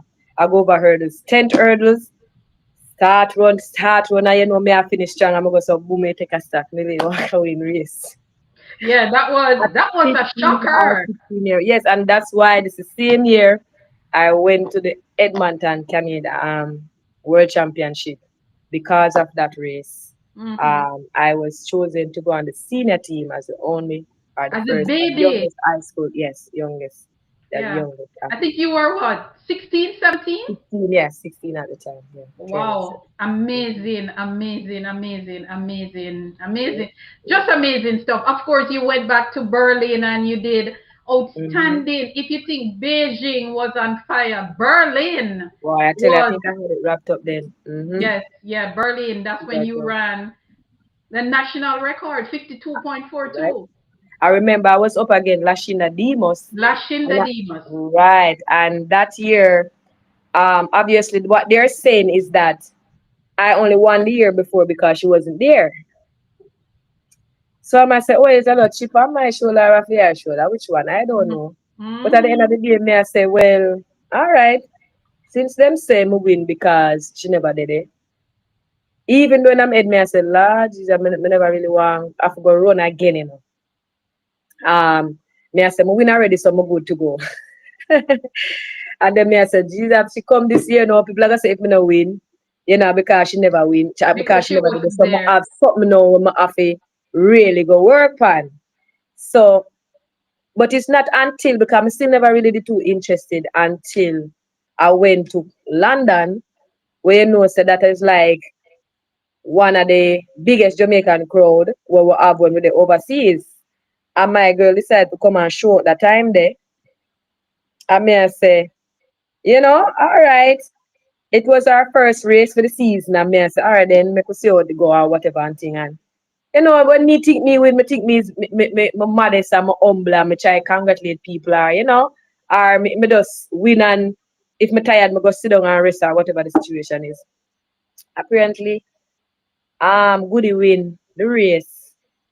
And she said she never do it because I did an interview with her when me that said, no girl, you showed for me and that's why I just turn on the heat. But that's why I just decide if there wasn't any fire, girl, you light the fire. I'm a So thank you too. there was a strong rivalry there Right. And between the because both of remember we you. run from college, we Yeah. from in college. So at the end of the day, as me say, girl, if you never if me never did if the fire never light, me I tell you, you turn it on. You turn it on and not even like small. You turn up the flames. So after that race, because what I thought, she won the race and which part she go which part of Jamaica crowd there to me. Because I was there. Me tired, so me bend over me and watch Wagwan. Me just a watch her. You got me I say? And I thought she went over to the Jamaica crowd and did I say, remember, additional offer, I'm back. So what now? What now go do? Who now go find? Is there anybody else? So me I say, well, I know a girl that bright and pasty, and me I sure so me can run. And I think after that is when me say, yeah man, girl, I do some abs. Every night me do abs. I don't know which night me miss abs workout. And I just do my extra work, push-ups, anything we need have to do because me dey on a mission now. Yeah. And that is when I know that it's once I get me in that mode, it not gonna be no easy race Each because yeah, again. I to the death. Yeah, it's to the death. You're going to have to be able to run me to the finish in order to beat me. And And I that think you that was did. happening. It wasn't even long because normally at Monaco is when I used to mark the season. Once I go to Monte Carlo and I run, if I win at Monte Carlo, there's no turning back because I would have already figure out everything by then. So if I go a couple meets and I lose or whatever, because I figure out some races. So based on then would have perfected what I want to do. And if I do it at Monte Carlo, then I know say never can be by the time we get to the championship because it's not only a week or two and under the load of my inner once front of the side for take way off of the load I will start get light, but only I go be faster. So you can only imagine when me I go to the championship. So by the time we reach the championship, my confidence is to the roof. So me and her do the run off. We clash again at Monte Carlo, girl, and she gonna make me beat her, and that was it. You know, Sophia head mash up because at the end of the day, it's close to the championship, and me try and you see once me defeat people in any kind of situation like you now beat me again because me don't see say after getting everything put together, you are gonna fall apart. You me are gonna know say you have you have a time when you fall apart, and that is your weakness. So you If get you them can't here. beat me, that yes, Them not here. mentally. Yeah. Yeah. And then what I also did is even when we did the championship, after run we race and them things there, we have to do an ice bath, and she was in an ice bath by herself. This was not intentionally. This was not intentional. All the other baths were full. But for some reason, some people will avoid countries that we are compete with because we don't want to have no minglings. We want to wait till the finals. Even if we talk, we just don't talk before the race. Listen, me done my race. She run for her eats before and me come round there and she da do her ass back. I don't know why she was still in there, but she was still in there. But me did ready and there wasn't the one available and she was in there by herself. So me I say, listen, me I go ice bath, me not really busy now. Me take off my clothes and me go right in the bath where she in and me ice bath and me come out left her in it. So you guys didn't exchange words? No, Hey, we are rivals. We have never really spoken before. And me just going at the bath, and me do my ice bath, and when my time out, me come out and left. And I think that was a breaking point for her. You Destroyed, mash up her head. destroyed, nothing left. You're too And bright, man. yeah, bright my bright and feisty. But But my father made me know that for a long time, say I so risky, you know. So at the end of the day, me dear already know. So if my father tell me already, say, see if me dey follow you, me chop you up for you young, you know. Jesus have mercy. But let me ask you something, Melaine. This, I'm going to tell a Yes. little story now that a lot of Mm-hmm. people don't remember, might not remember, or might not Mm-hmm. know, but I know it very well because I was at the stadium. 2007, you Mm-hmm. were on fire. You came to the trials. That year, we were having the Osaka trials, Right. 2007 World Championship. You came to the trials and you were on fire. Of course, we were Mm-hmm. cheering for you and everything. You were leading in the final of the 400-meter hurdles and you Yes. fell. You fell at the top. You At the fell eighth at, hurdle. listen, girl, Eight. Two hurdles to go. yes, two hurdles to go and you fell. Let me tell you, you see, when you fell, my eyes are full of water. I was Oh sitting my. in the stadium and I was like, oh my God, no, no, no. You fell and you weren't Oh my God. selected. You weren't selected for the team. How did you feel? How were you able to get past that and come back and did the damage that you did 2008 and 2009? That race, I believe I probably would have run the 51 or 52 very early. My brother was calculating that race, and him say when me drop, I saw him stuck. Listen, Him it him was, just him just stuck. It was unbelievable. Like the yes, lead on that race and the time. Remember, 55 one race, and I was leading more than 20 yeah. meters, Mm-hmm. and I was at the top of the curve. I remember, I me drop, me roll over, me get Yeah. up, and still run back and got third place. And I ran 58 that day and 55 won that race. So I'm saying if I did not, I think it was just not the time. Not the time. And and Did you it cry? felt like one of my I didn't even cry, because that year I had been, I don't know what was going on that year, but me say come like every race me run my drop. When I was at Big 12, me drop, me get up, I'm a winning now. I went to another meet before that. I keep dropping. I don't know what was happening that year, right at the same exact hurdles at the top. Yes. And I said to myself, I got it this time. And for some reason, I don't know if it was my toes, I don't know what happened. Something trip. And I tell her, I can feel myself drop already. Now, me then I hear, and I just know, say me drop. Because me I try to turn around before me even land. So that me can make sure, say, me can get up quick enough to finish. And I didn't even cry because, but I'm saying I knew that that was going to be a unforgettable race. But at the end Mm-hmm. of the day, Mm-hmm. it happened, and I think it just wasn't the time. And it was one of my easiest race. I Yeah. never felt so smooth and so relaxed. You And were. You were. it didn't come to fruition. But at the end of the day, Man, I'm still grateful for it, for the third place. girl, I was not far from tears. I was like, oh no. And then I came back to the trials 2008 again to Mm, watch you. And of course, you just, blow it away. you did it. Yeah, you blew it away and you just did it. But your love, I discovered that you have a love for the sprint hurdles because I've seen you run the sprint hurdles at Yeah, champs. yeah, Why did you choose? All right, you said you did not choose the 400-meter hurdles. right, It chose you. But yeah, why is it that we did not see you in the event that you seem to love so much and the one that we discovered you with, the sprint hurdles? yeah. Well, obviously, I start out as a 100 hurdler because that is the first. I think maybe it's because I was a 100 hurdler.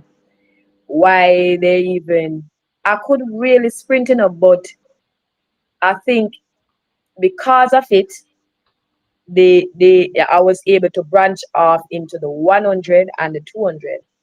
So I remember I started out being a high jumper and a long jumper. And then because so everybody I try events so them can do, me become the best class four at the 100 hurdles. I didn't know that there was a record at the time when I'm running. I remember Tulia Robinson having the record in class four. But it's after I done run and them tell me say, oh, if you run look a bit faster, you'd get the record. And me I say, but you never tell me. I didn't even know say me I run for the record. And then I realized that there will be records for the other classes going up. So now my determination turn up to say, me I go broke the record in all of the other classes there. So that was when I knew now that I already choose this event because it may shine in her. Even though I win long jump, yeah, and I probably did, I think I did win high jump, but me get a really top position, maybe get probably second or third. Um, we decided, all right then, 100 hurdles are it, cause it me feel like me I go stuck on. But after Mm-hmm. I come out of class four, I'm going to class three my first year. Me get faster, and then me branch off now in a 100 and 200. So I win the 100 a chance and the 200 in the first year, class three, and the 200 and the 100 hurdles, and champion girl again. And then after that year, my second year, class three, is when I become the fastest girl at champs, Anna Diego. Um, I run probably start getting records 100, 200, 300, and then obviously, as I said, by the time I get to class two, second year class two, because I think it's my first year class one, me did pull the muscle. And no, Mr. Graham said, boy, don't bother stay home. Let me carry go car after see if I can get you to run the 400 hurdles. I mean, I said, but me don't like it and me don't want it. Me don't like the idea. I don't want anybody seeing me running this event. I am not a 400 hurdle, I'm a sprinter. And the whole idea went down where them invite, when I go to the Carter games, I end up running the 400 hurdles and I won, and then they invite me to come back.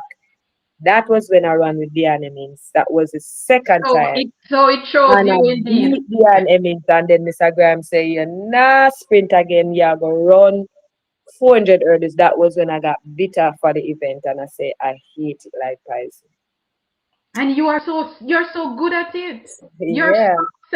your success came from the event that you hate so much. But let me ask you, Mm. injuries. You've never seemed to had a problem with injuries. How were you able to stay away from injuries? I've never heard of you being injured. Well, I've been injured enough, but they feel like when I sprint, because to me, people, more coaches would say I'm a fragile athlete. That means if you don't pay keen attention, I would get hurt. So you have to stay on top of things. You have to see when stuff not just functioning. And then I think one coach who was very good at this was Beverly Kearney, who was the head coach of University of Texas. That lady, I could just stride from right here to right there, and if something was off with my body mechanics or whatever, I don't know how she do it. She would just be like, Melaine, go and see the chiropractor. Let's go to Miss Le Guin. Let Miss Le Guin fix you because something is off. And usually, when she tell me, I would go, and then when I get back on the track, different type of running. She was the only coach who did that, and I was amazed. I don't know how she know my body so well, but she just knew when I'm not running or something is off. Like you have your car and you're going out, you just know say something wrong with it, and you have to carry it, go to the yeah. Once she see me run, she just knows that that was it. Awesome, awesome, Yeah. awesome. But you're a strong girl mentally. I listen to you and you're very strong. You have this air about you, and but when you were competing mentally, how were you able to prepare yourself mentally? Mark, we didn't have social media back then, Mhm. and maybe most of the things fans were saying you guys wouldn't hear and stuff, Yeah. but how were you able to mentally stay focused and do well at what you did? Why I couldn't tell you, because sometimes some things is just innate. Yeah, yeah, yeah. Because I was just always a little fighter, we're going to fight, miss. So that just that alone, I think, being dominant at all times is was a part of me, and I couldn't see myself being any less. So going to a trap meet or having to compete against other people was just a joy to me because I always want to match up to see how well I will do. And usually my thing is that's why I get so disappointed if I lose. I'm bad because I don't expect to lose. So it would always come like a shocker to me when somebody actually defeat me. So Wow. carrying that little, Mm-hmm. emotion and whatever it is that is inside, that is what I think, brought me through. And no, I'm just not going to lose. And it not even about track and field alone, just anything at all. It's like I remember, all right, so I got this scratch on my forehead is when I was younger, my brother say he could carry me on his back. So I said, okay, all right. You carry me, and okay. So I go up on him back and him carry me. Jackie back, hey, me love Jackie back. Mostly brothers I have. So all the time somebody carrying me, all I sleeping, so I'm always being carried. So that is the reason why I made the jump on Berlin back when him come and talk about Jackie back. It's something we used to. So what the brother them say, come Lane, come on my back, me jump up. So that is it. The Berlin came, nudge me, and him never have to say nothing else. Jackie back. And I don't know out of everybody else, a million him come to about Jackie back, right? So it was something that was a part of me. So I just used to that, jump on him back. So at the end of the day, him say, all right, come on back, me I go carry you. So him a carry me now and put on and I say, my time no. So him I say, you can't carry me. And I say, me can't carry you. Him say, you can't carry me too heavy. Me say, no, me can't carry you. So convincing. Him want to make sure say me can carry me now. Him just jump on my back and put all I'm weight. Oh, You know wow. how you just go on your back first and then say me see if me can lift you up or whatever. Him want make sure say me can carry because I have something to prove. Him just jump on my back now and put on all I'm weight because obviously him too heavy. Me just buckle to my knee and me hit my head on the ground. Ooh. And that's how I got the scratch on my forehead. Wow, wow. But at the end of the day, it was always been me and my brother. That's the picture I've been right there, too, you know. Yes, I'm looking at Yeah, it. Yes. going through a lot of things because he was the younger one and I follow him and anything him do, me can do.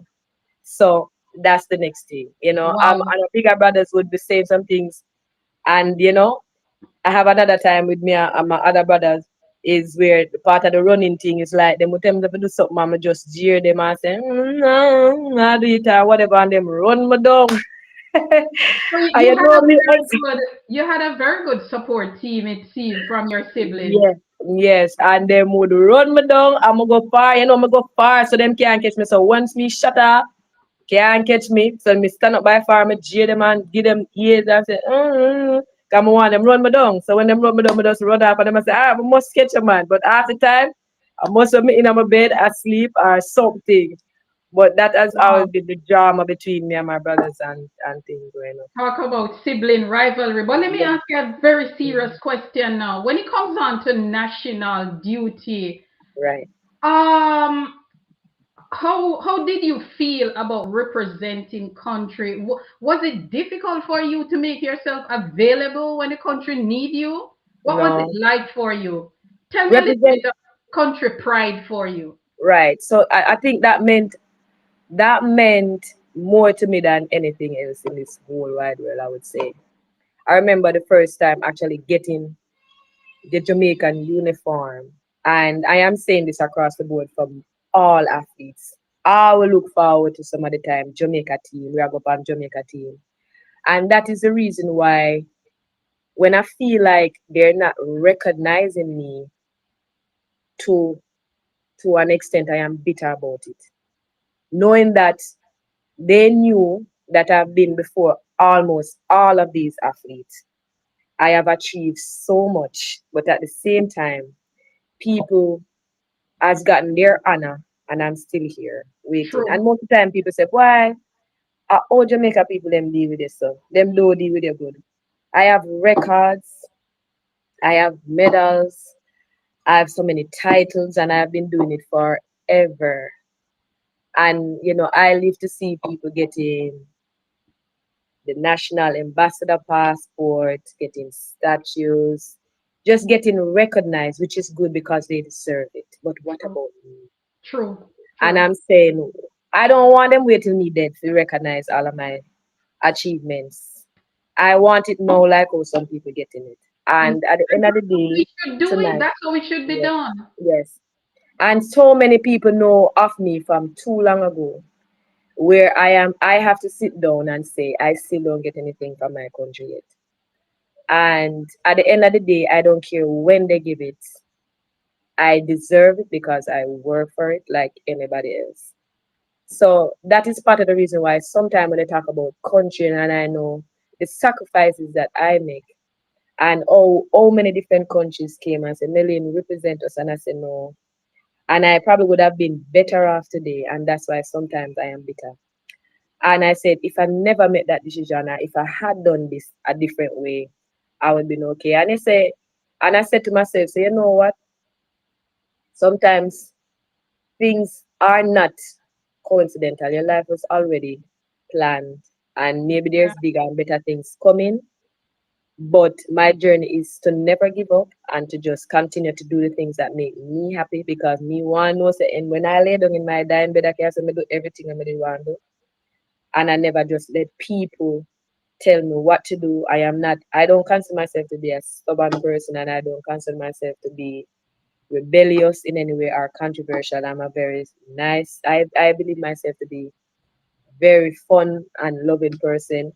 But at the end of the day, as I'm saying, if there's any point in time that I feel cheated and disrespected or overlooked to the extent where I think I don't deserve it, then obviously the reaction will come out. And I think that is what probably some people see. But knowing me as a person, you would actually understand and see me in a different way. Well said. Well said. And I'm going to say something to you, Melaine. I'm one of those track and field fans. I'm a Mm, Jamaican, and I'm one of those fans who think that we have not celebrated our athletes enough.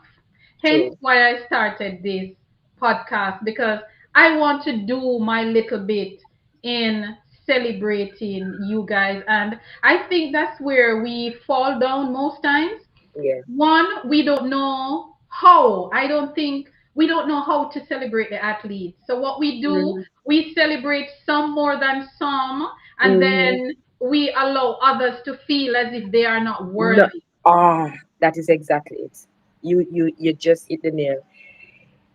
If you're going to celebrate somebody, you have to think about who was already there or who you're overlooking or who is there that also needs to be celebrated. Because when if somebody performs well, they deserve what they're getting.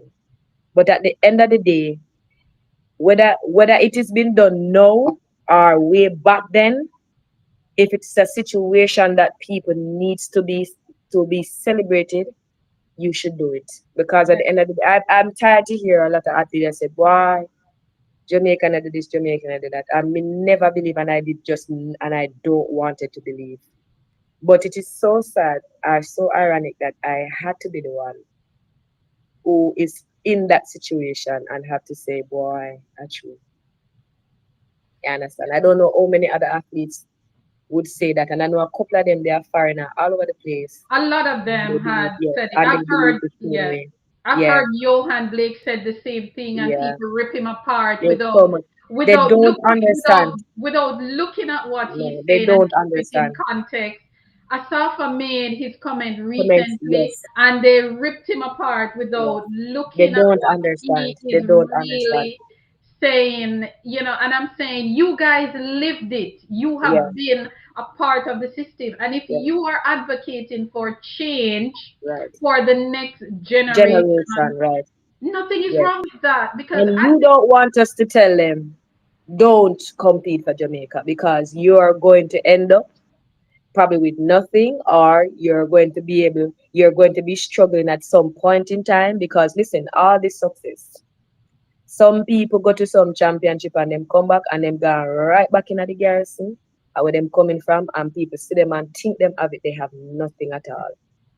Not even something to say. Make a Olympic village then. Put the whole of in a one place. Who no want under there, don't under there.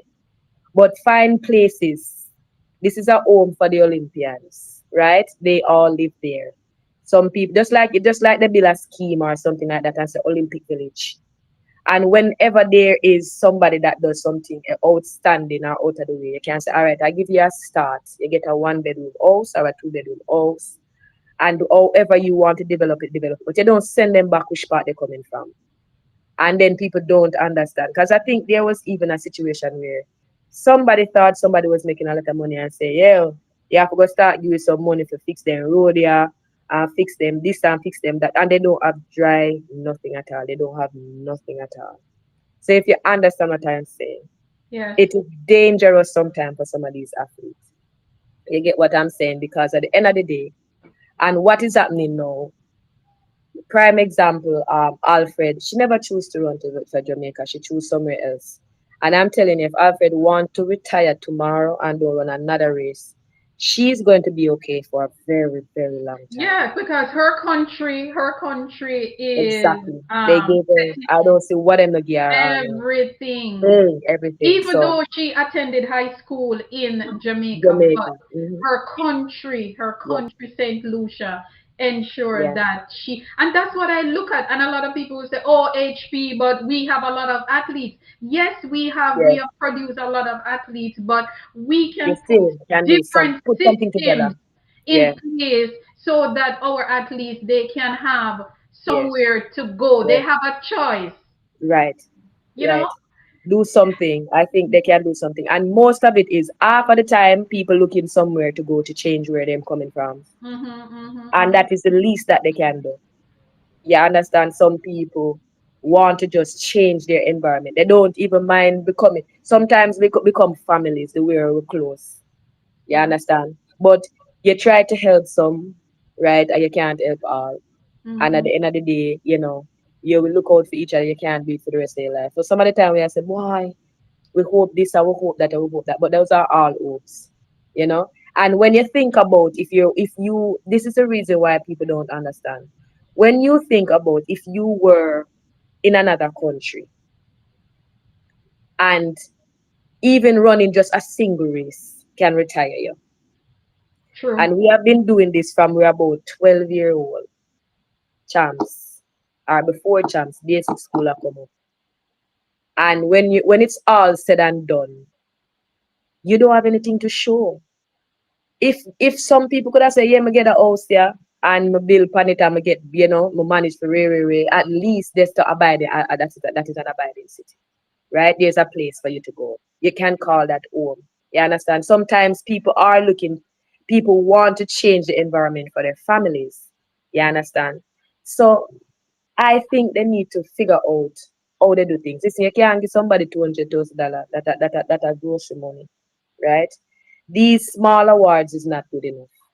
You understand?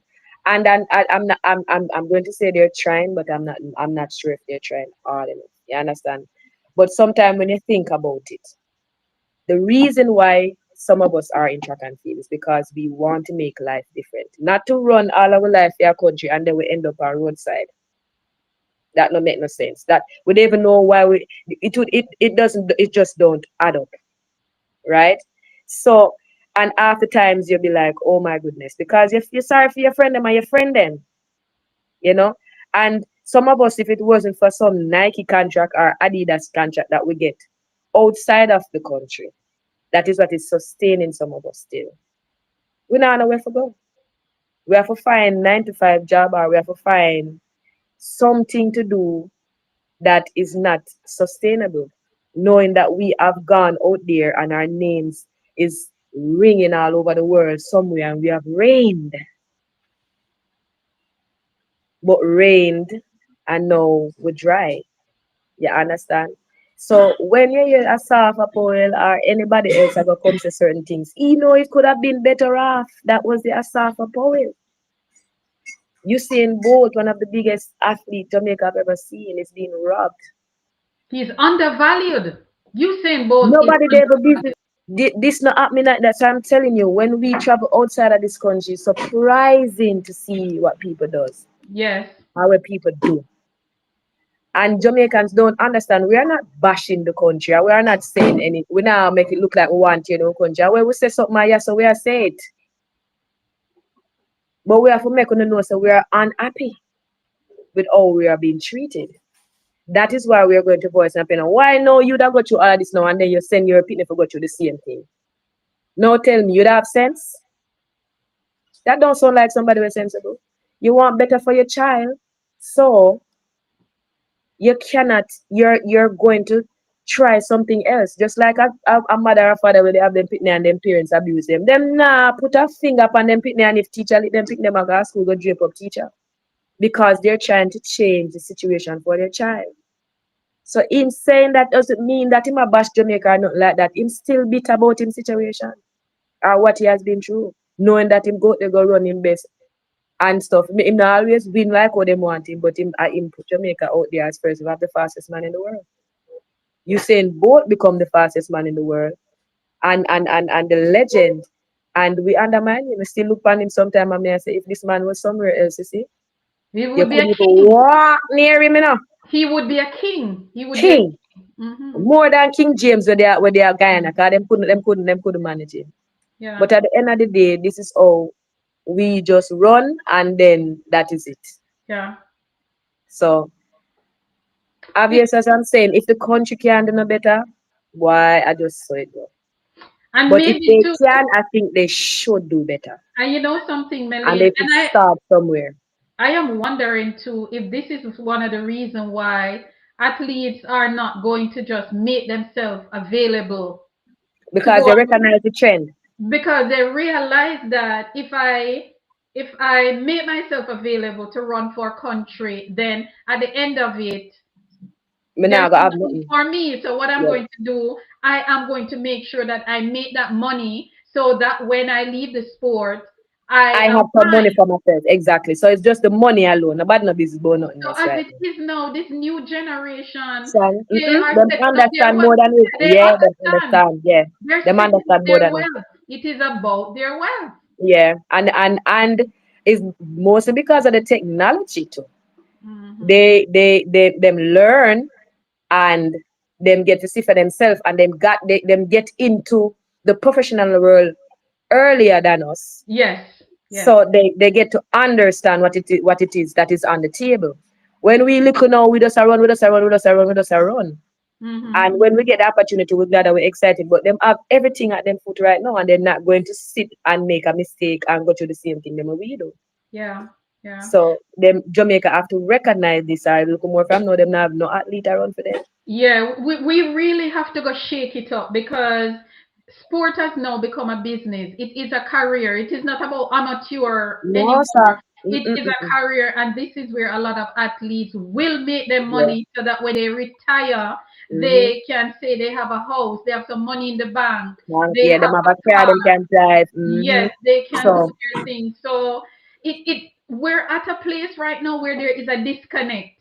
So we yes, have to find a way to to put bring them back back our together. Yes, athletes so that they want to run for the the country. We will country. have to Yes, put something in place. So when yes, they are making a decision, they'll say, well, I'm running for country, but at the end of the day, yeah. I will have something. But Something in but reserve. Yes, right, but if nothing is there, I am going yes, to run for my money. I'm going to yeah. run for Money, my money, money. money. Anybody will give me money, I just me I Yeah, go.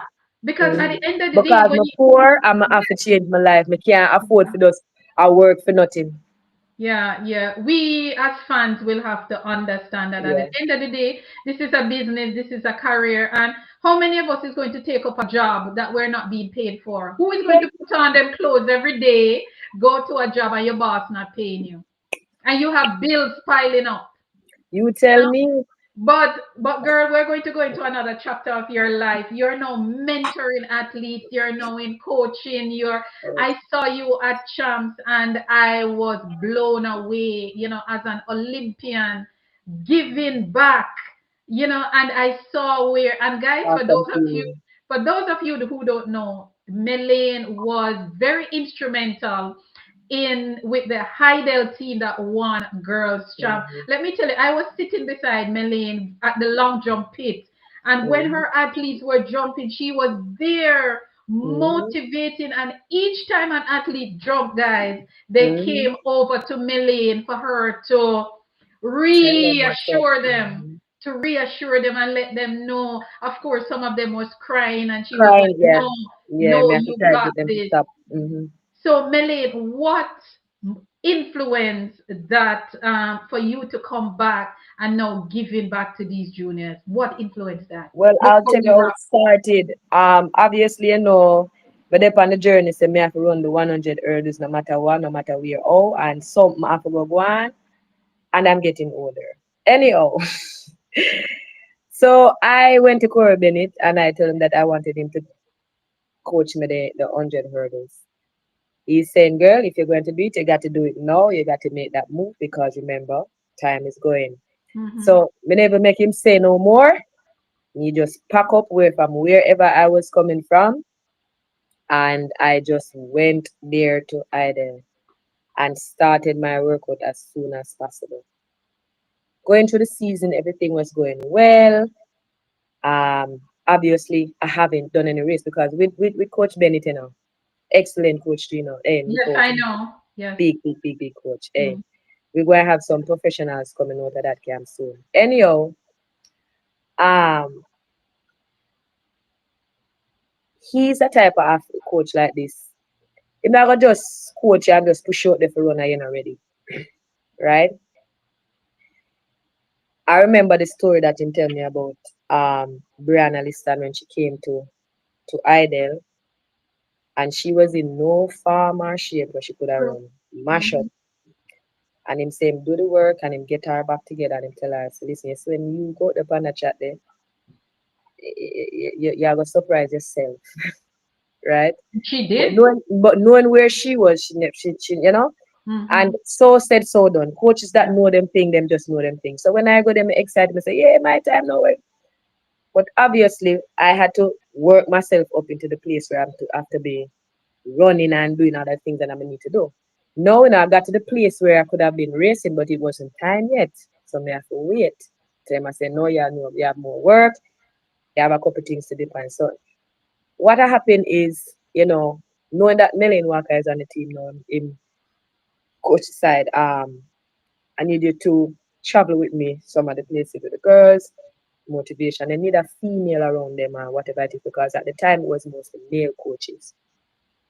So I'm saying no problem. I don't have any problem with doing that. I remember my thing is to motivate and encourage and do all that good things to get people to because I know the one thing that can affect anybody at all in races is your mind. Mm-hmm. I mean know how to fix that in no time. Me have all of the nick and crannies and all of the stories and all of the I can tell about myself over and over. And if I say it, it's true because me do it. Yeah. And then now go get it from nobody else the way how me say it. So once me explain the situation is okay, Auntie Melaine, and that's it. So obviously I started traveling the girls, I started to know them a lot, be in places they're learning how they get along. So them very determined, tough females, no matter what the situation, and not giving up. Hey, those are some big Listen. dogs. I'm telling you. Hey, you don't understand. I never want to get in the details of how strong these girls are. Yes. But Yes. anyhow, after a while, I still training because normally when we go in, me and them race. Because anywhere we go, we have to train. We train together, we do everything together. But it just wasn't time for me to race. It wasn't the professional time of the year for me to race. So we just still a train and I got a bag of things. I don't know what happened. When champs come around, I got so excited in the champs doing a bag of things, training, pause, I know me have to do a champs of support and all of that. So we're not doing any training. So at the end of the day, as I say, Lord, me no miss 2 weeks of training. Me just wait and go through and stuff. So doing that constantly, me I say, Lord God, me not get a chance to get for run. Anyhow, me still as me say to coach, when me I go run, I say, we are gonna get to that man, don't worry yourself. Anyhow, I decided I'm not going to run the first year. I'm just going to wait until my second year. So when we actually get out there for the second year, I will start training and start doing thing now. Apparently, the one of the coaches on the Idol team left. I don't know what was the situation. Maybe he went overseas or whatever. But his thing was like, Melaine, we lose a coach. And I'm like, Oh man, we couldn't ask anybody else better than you to be the coach at Island or help us out. You already been here with us last year and da da da. And me I say, well, knowing that St. Jago also, I thought lost a coach. I think that was Kilanda Goldburn. And for some reason, I think my local squad, our Jago squad, now start say, come Melaine, saggle up, coaching, da da da, and stuff. And we've been talking, and I even talked to Mr. Bennett about it. And he might say, boy, Mel, it's whatever you're choosing or whatever your decision is. But some reason we couldn't get to a decision by St. Diego and what is happening and how it is going to go. You know, you have to go through Yes. the whole thing. So everything was still jumbled up and still up in the air. And then I'm hearing that they don't need a coach, they already have a coach. So I'm saying, all right, you know, when Mr. Bennett finally asked me at the time, I said, let's go. And then that's it. That's all. Obviously, I And got into the work. mentorship and coaching chose you. But let me ask you something. Yes. As I said before, people, I was at Champs. Melaine, I was at the backfield with you at one point, the warm up, and of course, you and I chit chat. But let me Mm-hmm. ask you something. When Heidel had some mishaps where some big points were dropped. Mm-hmm. Heidel dropped some crucial Mm-hmm. points Yep. to the point where we had to start recalculating Wow. again. Mm-hmm. How were you able to hold those young ladies together to Mm-hmm. bring it to the finish line and win Girls Champs 2025? Listen, them have a no nonsense coach, And this a man I don't, as I'm saying, is also Capricorn, either are in born in a January, in probably Aquarius, like my dad. But the man they determined to the T, Yes. right? And him have some more like a genius in him too, Yeah, because him man. seem to always know what to do when there's problem. Mm-hmm. And all him have to do, once him calculate him say, all right, then Mel do this, Sharpman do this, you do that. And I promise you, it's going to work. We have to hold the girl them together. Him already know him calculating points, him know if him job points, yes so wait have a mean. Yes. And out have to go until one of the point me have to say to him say cause him learn him have that thing that you know want to celebrate before time and me I say Yes. before the medley run and them thing that we are trying to hold it together and me I say coach, hold it and say obviously somebody made him a shirt with Idol and Calabar. And Yes. that was supposed to be the shirt because at one point we I say, yo, Calabar that go out with things to them, I go win. But that's another story. Anyhow, Mhm. so we say, let's get it together with them. So we are going to win once we run the medley and get a point or whatever. I look like I eat this or whatever. We take us at the class 4 girls then. We run Drop the the medley, get the baton. point out to get and we are say, yes, I did gonna know. Coach gonna put on him pretty dandan shirt and say, Ray, you take us at the class 4 girl. Drop the baton. Woo, that was hot. Yeah, no, that if no, even if say if not Melvin, no say would not me say coach, are you say to the I still end up go put a shirt. And I remember say I tell him say I remember this incident happened before. I remember when I'm at my last year in Texas and we had the 4x4. We were down to the 4x4 to win the NC championship. And it was us and South Carolina. Them have the best 4x4 team. Them beat we all season, all year That's in, Aileen. all That's year out. Aileen Bailey's team. Yes, South Yeah. Carolina. So me I say no, we have a 4x4 team and we had a weak leg. That's why we keep losing. Because that's once we give she the button, it's like she can't manage the other leg that she have to run with. So we know say we are gonna end up get back in a second place and then there's nothing I can do. I mean, run the second leg to try to get the team in front, and if me gear in front, normally then pass she, and then we end up in a second, and then so the ankle leg them at the same level of running, so you're not gonna just run past somebody. So you have to settle. You have to just lead if you are gonna win the race, cause you're not gonna run past somebody with their front. So that year, South Carolina now said them are gonna win um NCs. So them go change them clothes and them put on this Pepto Bismol pink and everybody in them pink and I celebrate and I say one race left Listen, because Aileen. I'm going to tell them know Aileen. them win, because them have the best 4x4 side and we can't beat them, so there's no way them can lose. I mean, I said, Jesus, them put on them pick up this man. I am going I to mean, tell I said, you, what them do that? Haley. So some of the time when I see these things, let me just say, see them, that is the sign. You shouldn't have done that. Never celebrated until the fat lady sing. It's one thing I never Yes, forget. true, true, true. So them start celebrate. I will say, all right then. When they go say go boom now they go and bust and running and going on. My girl come down and me get the button and I go so at me say I fight, me say I grab the button from way over the top over somebody because she realized she saw a look open and she I me grab the button from the top. And when I bust out of that, I we that in a front and I come home now and me I say by the time I get to the third leg. And for some reason, I don't know, I just look for a look opening because everybody I pass back in the car bungalow because you know it tight and the tight Yes, and the team them, yeah. I'm going to find a way to push the button gear. You see the first 3 steps you take? I know that wasn't the same girl. When she lift up on that chat, there's a moment right now, I cold above the on my skin. Every time I remember that race, that was a race that gave us that victory. And every yeah, time I see her, I tell her thanks. Listen, she always cause if you lose it. And that day, she make her win. yeah. You And really can't Texas celebrate. won the Yeah, MC. You can't celebrate. you So can't when Coach celebrate. put on the shirt, I say, Coach, you shouldn't put on the shirt yet.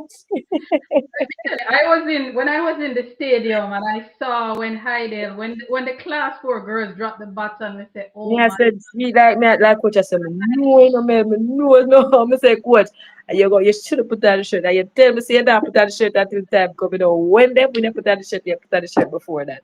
But let So me him I ask say, you well, it, something and I now. say, well, it, but him just regroup himself and Mm-hmm. him get back into the and him say, well, I will have this, I will have this, I will have this, and him bring Yes, calculation and him put him team together and him I say, yes, I eat this. yes. But And when you why? were But me at tell you, the say back, I like it because it was down to the T, and down to I the would have to, wire. yeah, and it Oh, was just nerve wracking. It felt yes, good. It felt yes, good. yes. It was really down to the line. But let me ask Yeah, you, when you were at the backfield, because I saw you walking through the stadium at one yeah. point, and of course we hail you up in the grandstand. But Mhm. when you were at the back and it was announced that Heidel won, bro. Listen, man, we go on bad round there. You know it go already. Backlash, fling, bag, fling up. But they even know some of them local, all some of them bag them end up have to carry them because them no want them again. Fling with them bag and excitement and one bag of stuff and them have to say, Jesus, look at this. Hey, Idol was nowhere in the season. I tell you, sir, fourth. True, true. Them probably did have to do to come because this is we had so many girls were out of it. One of the top girl, them TJ, she no qualifying in a race because the whole year she had nursed an injury. We have some meets that we have to withdraw. I tell you, it was Yes, a year. Hey, yeah, yeah. if somebody did tell us that we are going to win this year, although somebody tell us that we are going to win, Coach Son, and there was a therapist on the team that said, Melaine, we can win, you know. And me I said, listen, Listen, I leave me don't. alone. Me say, I leave me alone. Wait till it happen. Not talk it. I don't know if Because you if them saw. not feel it, I just didn't even say it. I don't know if you saw the prediction book, but I have it right now. It's over there. So Mm-hmm. when you go through the prediction book, the experts did not, if you look at the points that they gave Heidel class Mm-hmm. three right through, it was embarrassing. No, but it's embarrassing. Heidel was We feel like predicted to it's get true. any points. Mommy, it's true. And them pick up. May I tell you, say, when coach grab them and by the neck and grip them 2 times and tell you, say, listen, may I squeeze out everything we can get out of another chance here. It was embarrassing. The class 3 was nowhere. Yeah, At one time, we all got to Gibson and didn't bring them because them embarrassing. Not then, never go on to then them. turn up There though. was no, I'm gonna tell you, say, as I'm gonna tell you, say, things some of the time happen at the right time. Time. Everybody just change, and then would have this other little one, we are class 3, and she, auntie, forgot they forgot run the race, and me I say, what you think people expect you to do? Nervous and about. Me say, what you think? What you forgot they for do? She I say, me for win race. Me say, win which race? You ever run this at time yet in your life? Or you ever go out there go win race? You mad? Nobody now ask you to go out there and win a race. We are talking about pints, mama. Yes. You understand? Yeah. And where are you in the race based on time? About 7th or 8th. So why you go now? Oh, how you pressure yourself? How what you pressure yourself? You Yes. pressure yourself. Yes. Just Yes. go out there and hold your position. Make the finals. Stay in your position where you're there. And take your time, see if you can knock down some people. And if you go up on the street and you feel like say you can bite up some more people, bite them up. Me Yes. said we could pin the left from seventh to third.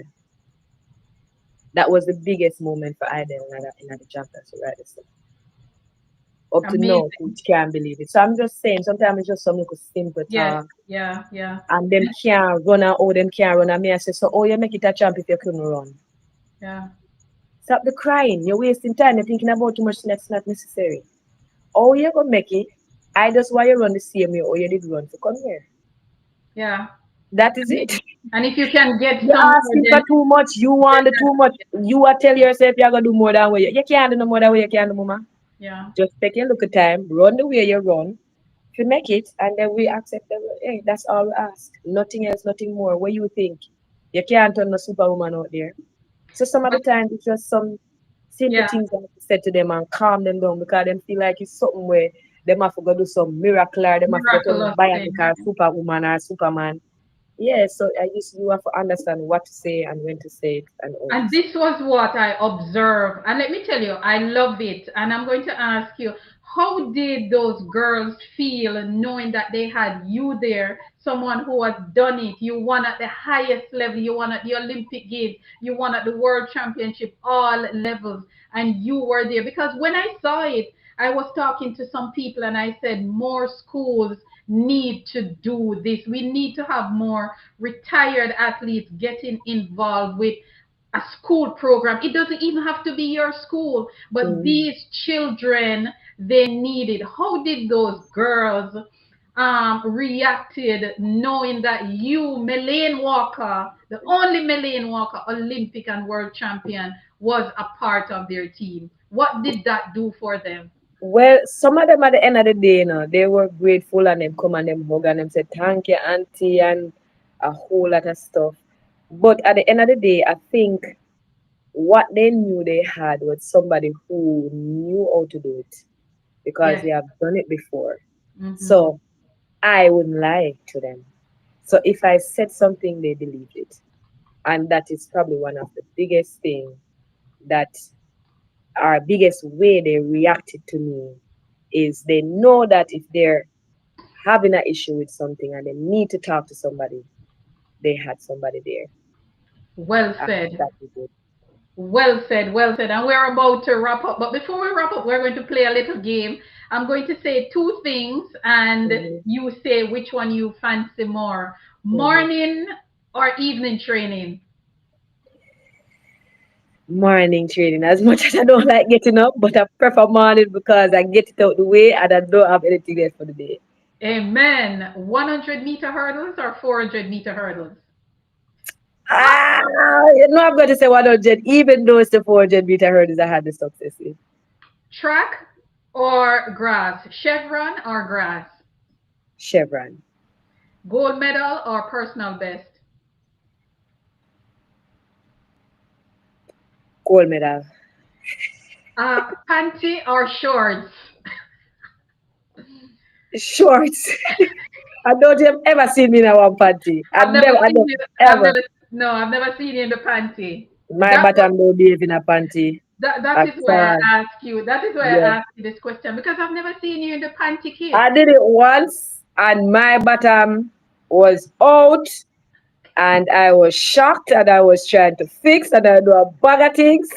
And me, I said, never again. Even when I get older as a mature woman, I think I'm still shy. And I'm hoping that if one day I get out there to run the 100 hurdles, I was going to put on a panty Auntie. just to make sure that I run in a panty before I retire. Wow, wow. Ice bath or massage? I don't like ice bath, but I know it's good for me.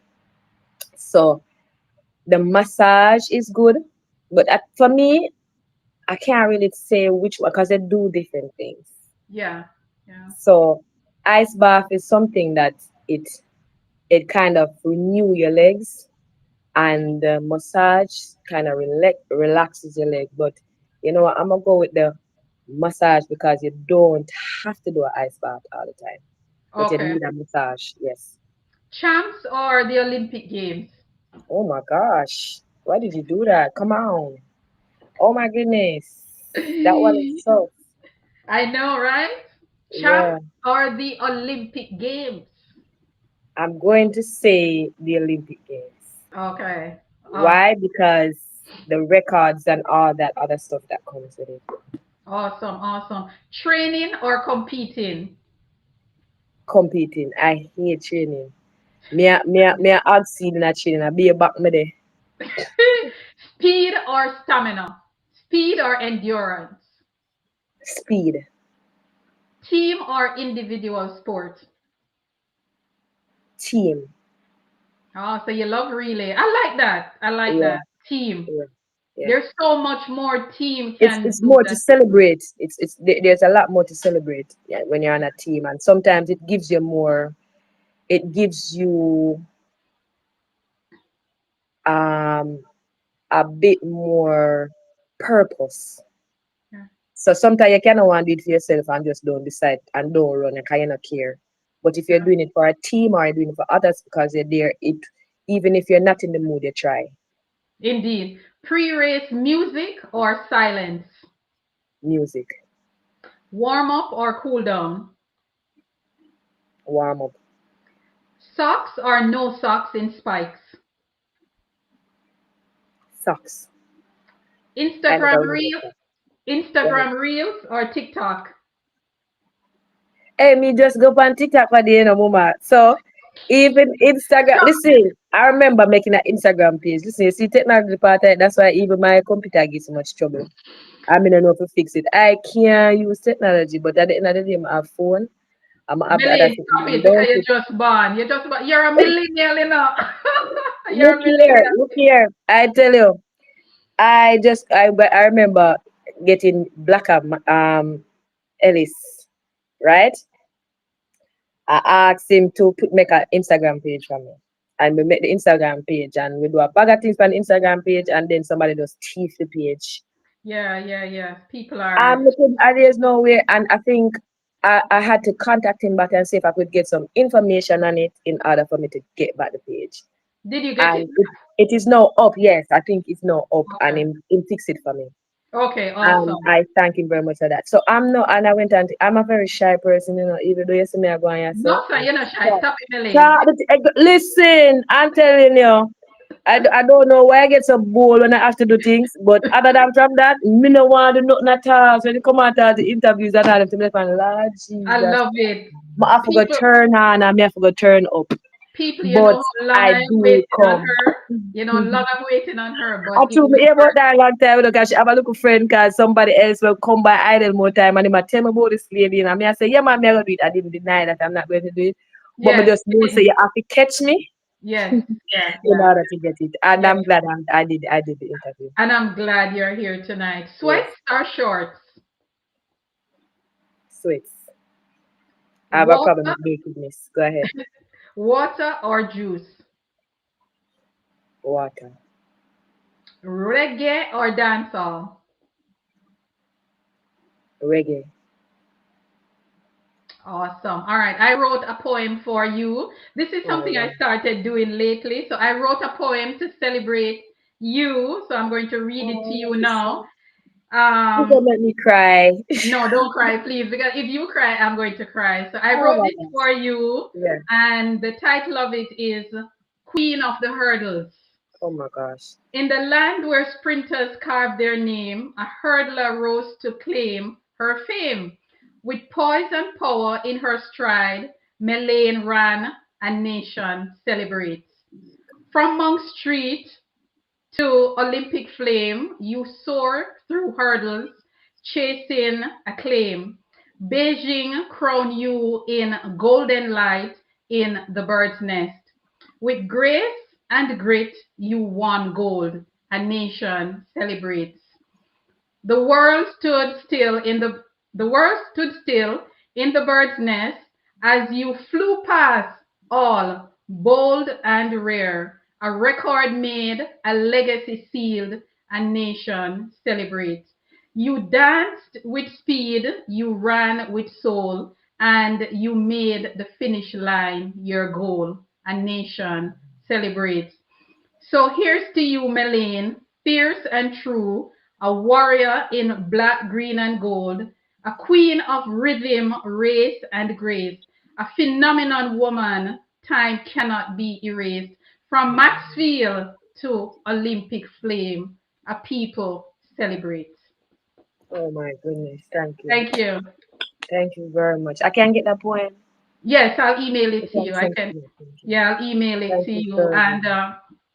thank you very much, Melaine, for being here tonight. It was, as I said before, it was worth the wait. And I want to personally celebrate you and thank you for everything that you have done for us. You've put us on the map. You've given us Olympic record. You made us happy from afar. You brought us together 2008, especially that Yes. thing that you did before you ran that race. And it brought us together as a people and we came together. And guess what? It was right in the middle of independence. Yes. So, Melaine Walker, I salute you. And before you go, I normally give my guest an opportunity to ask me one question. So, while you think about what question you want to ask me, Oh my God. I just want to say thank you guys for being here. Thanks to everyone for turning out tonight. You guys stayed with us for almost 3 hours. And let me tell you, this discussion slash interview, hanging out with Melaine was just awesome. So thank you very much to the Jago crew who turned out in their numbers, all the Olympians who were here. Everybody, thank you very much. Africa, Europe, North America, South America, Antarctica, Oceanic, everywhere, wherever in the world you are. Thank you for tuning in to listen or watch once more as we talk about Jamaica track and field legacy and celebrate one of our many darlings. So now I will go to Melaine for her question. Right. I think I'll figure it out now. So I believe what you're doing is very brave. So Thank I you. would like to know how you started or what caused you to decide that you want to go ahead and interview or, build your platform where you can get information that people can talk about what is the issues that they're having in their life so that people can understand. I like that question. I like that. That's about three or four, 10 different questions in one, but I like how you package it. Yeah, Um, I decided to do this. I could use one word to sum it up, and that word is my passion for track and field. But it goes a little further where I think that as a country, we do not celebrate our athletes enough. We, the mhm, fans, we don't know anything about you guys. We don't know the struggles. We don't know what you've been through and all of that. So when I decided that I was going to do a podcast, I sat down and I said, what angle can I take it from? Because I wanted to do something that has substance that right. people can go, even when I'm gone, people They can can go still back see. and watch and learn something about you guys. So it's just my way of celebrating you guys, Yes. celebrating the athletes. Well, thank you very much. Thank you very much. You're doing a wonderful job. And at the end of the day, we can go and understand why other athletes or why other people or what is the situation. They can go and find out for themselves what is happening with most of these athletes or anybody that you choose to interview so that we can get a better understanding on what is happening in their lives. Indeed, indeed. And thank you very much, Melaine. You have been a sweetheart. Thank you. I Thank mean, you. I've been a huge, huge fan for Mm, years, for many, many mm, years, because I thank watched you. you in high school. Yeah, I watched your entire career, and now to be interviewing you tonight, it is thank you very much. indeed a pleasure Yes, having ma'am. you here. Thank you very Yes. much. Thank you. Thank Thank you. you. All Thank you. right. You have Okay, a good bye. night. You too. Bye. Guys, thank you very much so much for being here. Let me tell you, I had to maintain my composure to do this interview tonight because let me tell you, I am a huge fan of Melaine, a big, big, big, big, big, big, big fan, huge, huge fan. And when she after college and she came back and she was doing awesome stuff, I was super, super happy. And as I tell you guys, 2007 when she fell, let me tell you, man, I felt it. I felt it. I mean, tears almost come to my eyes when she excel at the trials. But 2008, when I went back to the trials and she won, beating, I think it was Khalees. I was like, yes, she is here. And then she just cemented the whole thing in Beijing. And we back home, we celebrated her and we celebrated all of our athletes. And let us continue to love our athletes. Let us continue to celebrate them. Let us continue to just keep them in our thoughts. And when we go out and see them, and the beauty about this thing, I met Melaine for the first time in person when I went to Champs this year, because I've spoken to her before on the phone. But when I went to Champs, I went and introduced myself, and she was so receptive. She didn't give me any attitude. She never treat me so way anyway. I mean, I know she was busy. She just said, "Hey, mama, how you doing?" And she gave me a tight squeeze, as if we know each other from a long time. And she said, "Don't worry, we will talk after the championship." And of course, after girls champs, after champs and everything, and I went back to the warm-up track where they were celebrating, she hugged me tight and she said, "We did it, we did it, we did it, we did it." And what she did, I would love to see a lot more of that for our athletes, where senior athletes can go back and mingle with the youngsters and be there for them. And as she said before, she was in a race with Dion Hemmings as a baby, and she was thinking that Dion would come over and give her some love as a junior. But of course, maybe Dion was so focused, but she held it together, and she is really, really a sweetheart. And it's almost 3 hours, and we were here chatting and talking, and of course, another Jamaican sweetheart, Melaine Walker. I mean, we had such a hard time for years calling her the wrong thing. We call her Melaine, we call her all kind of different names, and of course, in an interview, she said her name is pronounced Melaine, a Jamaican sweetheart. And calling on the powers that be, let us try and figure out a way where we can do more for our athletes, because believe it or not, it is our athletes and our entertainers that put Jamaica on the map. Whether we want to accept it or not, our sports people and our entertainers are the one that really put this little island on the map, where, as far as I'm concerned, Jamaica is the capital of the Caribbean, and Jamaica is also the capital of the world, if you ask me. So guys, thank you very much for being here, all of you. Say Jago, thank you very much. Nisha said she loved the poem. Thank you very, very much, guys. Everyone for being here. Carl Elizabeth, thank you for being here. She said, "I enjoyed this interview. Thank you, Melaine." Kingston 13. Big up Kingston 13. And guys, thank you very much. Of course, next week we will be here to do it all over again. Have a good night. Jessette Morrison, thank you. She said, "Awesome interview. Blessings, guys." I saw Dorothy Scott at one at the time. I saw Lily Hodges, saw Marlene Green, Tamika, J-Jar, Andrea Bliss was here, Nia, everybody. Andrea, big up yourself. Big up yourself, everyone. And I'm sure Karen was watching from somewhere. So, guys, have a good night. Have a good night and have a great weekend. And I will catch you soon. And thanks for your support. Remember to like, share, and subscribe. That I don't say enough. Thank you for being here. And I will catch you next week. I'm not sure who will be in the chair, but of course, I will try my best to make it very interesting. Have a good night, guys. Jamaica's track and field legacy is unmatched. It is a story of triumph, resilience, and extraordinary talent. But do you know the stories behind the athletes who brought us glory?